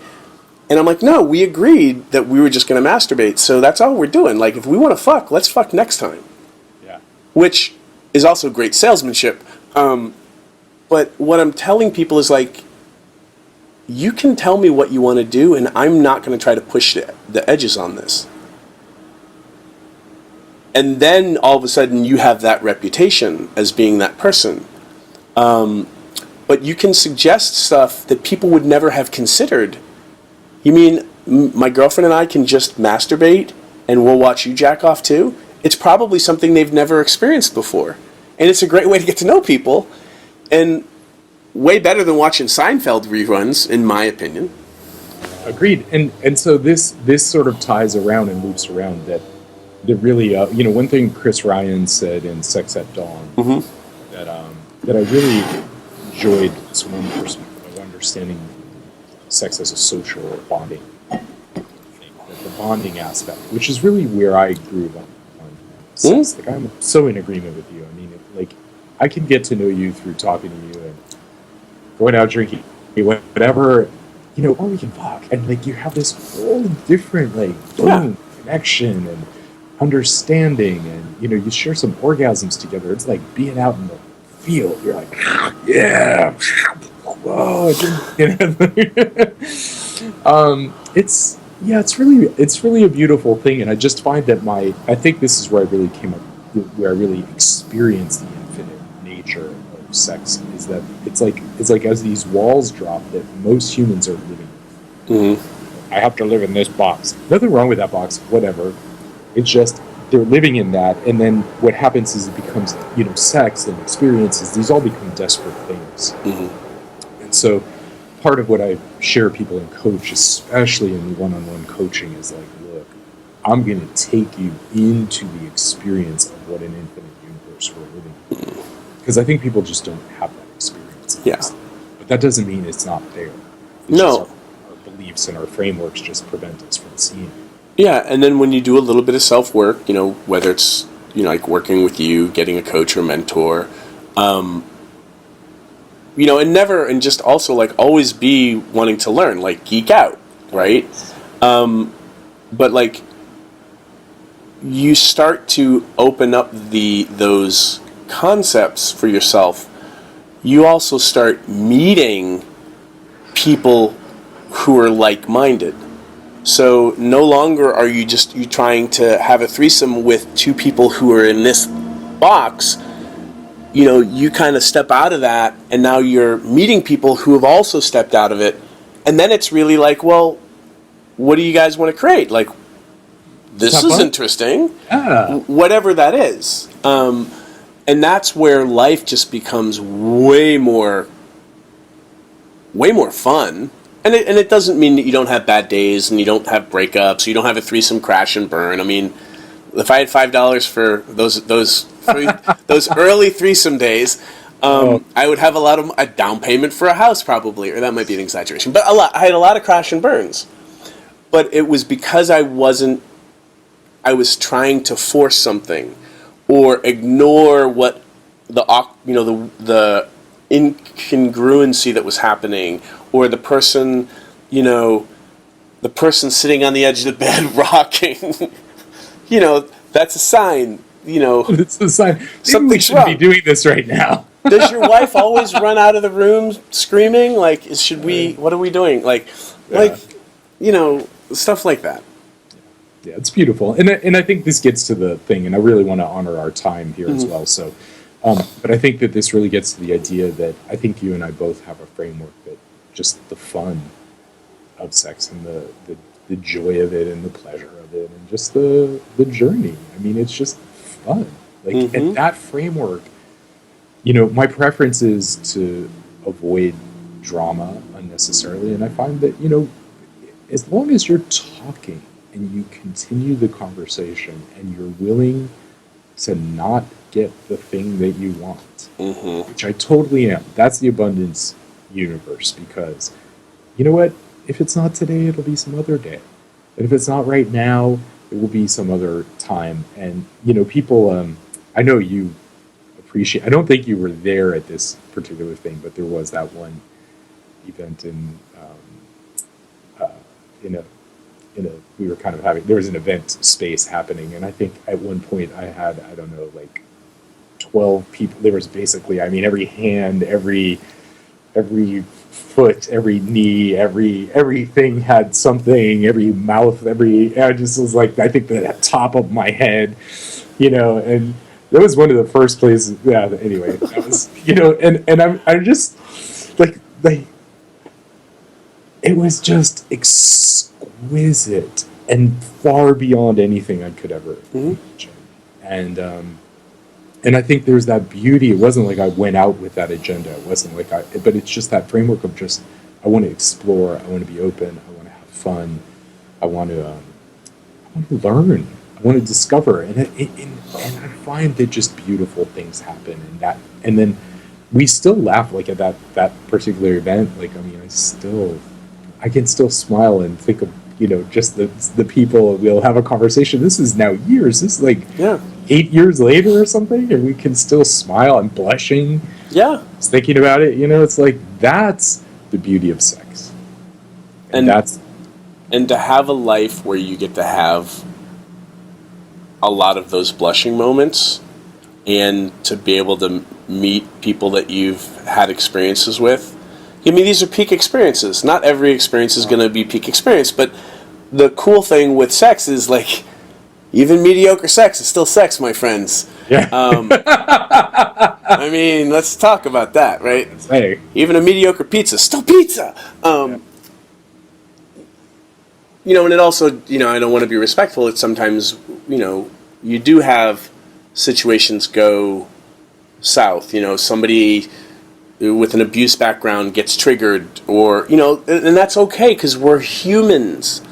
The reason you don't see that stuff happening in porn is because porn is edited and performative, so... And it happens. Yeah. That's the crazy part. I'm friends with, you and I both have lots of friends who are adult performers, and so I know the other side of that, and my friends who are sex workers, I know the other side of that. So understanding that when you can bring humanity into the bedroom and still be present and still, be creative and spontaneous in ways that are well negotiated, that's jazz. That's jazz. Well played, sir. And most people never have that experience of riffing with even just one body. Yeah. And then for us overachievers, we want to add more. So I mean, we can talk forever about this, because I'm a dork about this kind of stuff. Let's tell us how we can reach you. How can people find out more about you? And I will say, of all of the humans, sex educator who I love and respect in the world, Reed is the man. Like if somebody said, I have this going on, who do I talk to? I'm like, you need to talk to Reed. Where do you find the human who's bringing humanity into the bedroom? That dude, I have not heard you say that before, but it is. Yeah. It really is. It's a beautiful thing, and you are. So now you're getting me all. Oh. All the Klimt. I love you, and I love you too, Lawrence. You're doing that. Thanks. You're doing that, man. You are really, really, really doing that. So how can people who want that, more humanity, how do they find you? Well, my main website is readaboutsex.com, REID, aboutsex.com. If they click on the store button, or readaboutsex.com/store, there's a ton of there's a threesome workshop program. There's all kinds of relationship geekery there. A bunch of free things, things people can pay for. People can hire me for coaching and mentoring. Another really good website to go to is relationship10x.com, which is a communication and intimacy course that has a little bit of sex ed in it. And then sex10x, the number 10x, online.com is my sexuality, self-confidence, and skill set building course. And so people can sign up for some free videos there, and then there's an invite to do the 6-week course if they're interested. So those are great ways for people to get free stuff and geek out. I'm on social media everywhere because I'm a social media whore, and it's Read About Sex on pretty much everything. Awesome. Well, Read About Sex, thank you. Yeah, and also if people want t-shirts. Oh yeah, t-shirts. They can get them on readaboutsex.com. Because this is another really, because I was the fat 7th grader, so I'm really well trained to be extroverted, but I get awkward. Simple things like clues, like a shirt like this. I'm not saying it will solve everything, but other sex geeks will come find you. You're flagging. Yeah. You're letting people know I'm this person, and it's a great conversation starter. And then always, if you need to, just blame Lawrence and I. Just be like, I watched this video, and I have some questions. What do you think about such and such? That's right. We're the ultimate scapegoats. Really yeah. And we love it, by the way. We love it. So please use us as scapegoats. All right, my man. Thank you so much. Love you. I Yep. will see you again soon. And everybody, we know how to reach you. And I Yep. will thank you, everybody, for listening. And Yeah, and I just want to say congratulations if you're watching this video or listening to the audio version of this. It means you're probably pretty extraordinary, and I want to acknowledge you because there are lots of men out there who aren't seeking out this kind of information and implementing it into their lives. So thank you, all of you guys, for making the world a better place for women. And I just want to thank you too, Lawrence, for leading the charge. all right, my man. Thank you, Reed. Bye, everyone. Okay, bye-bye.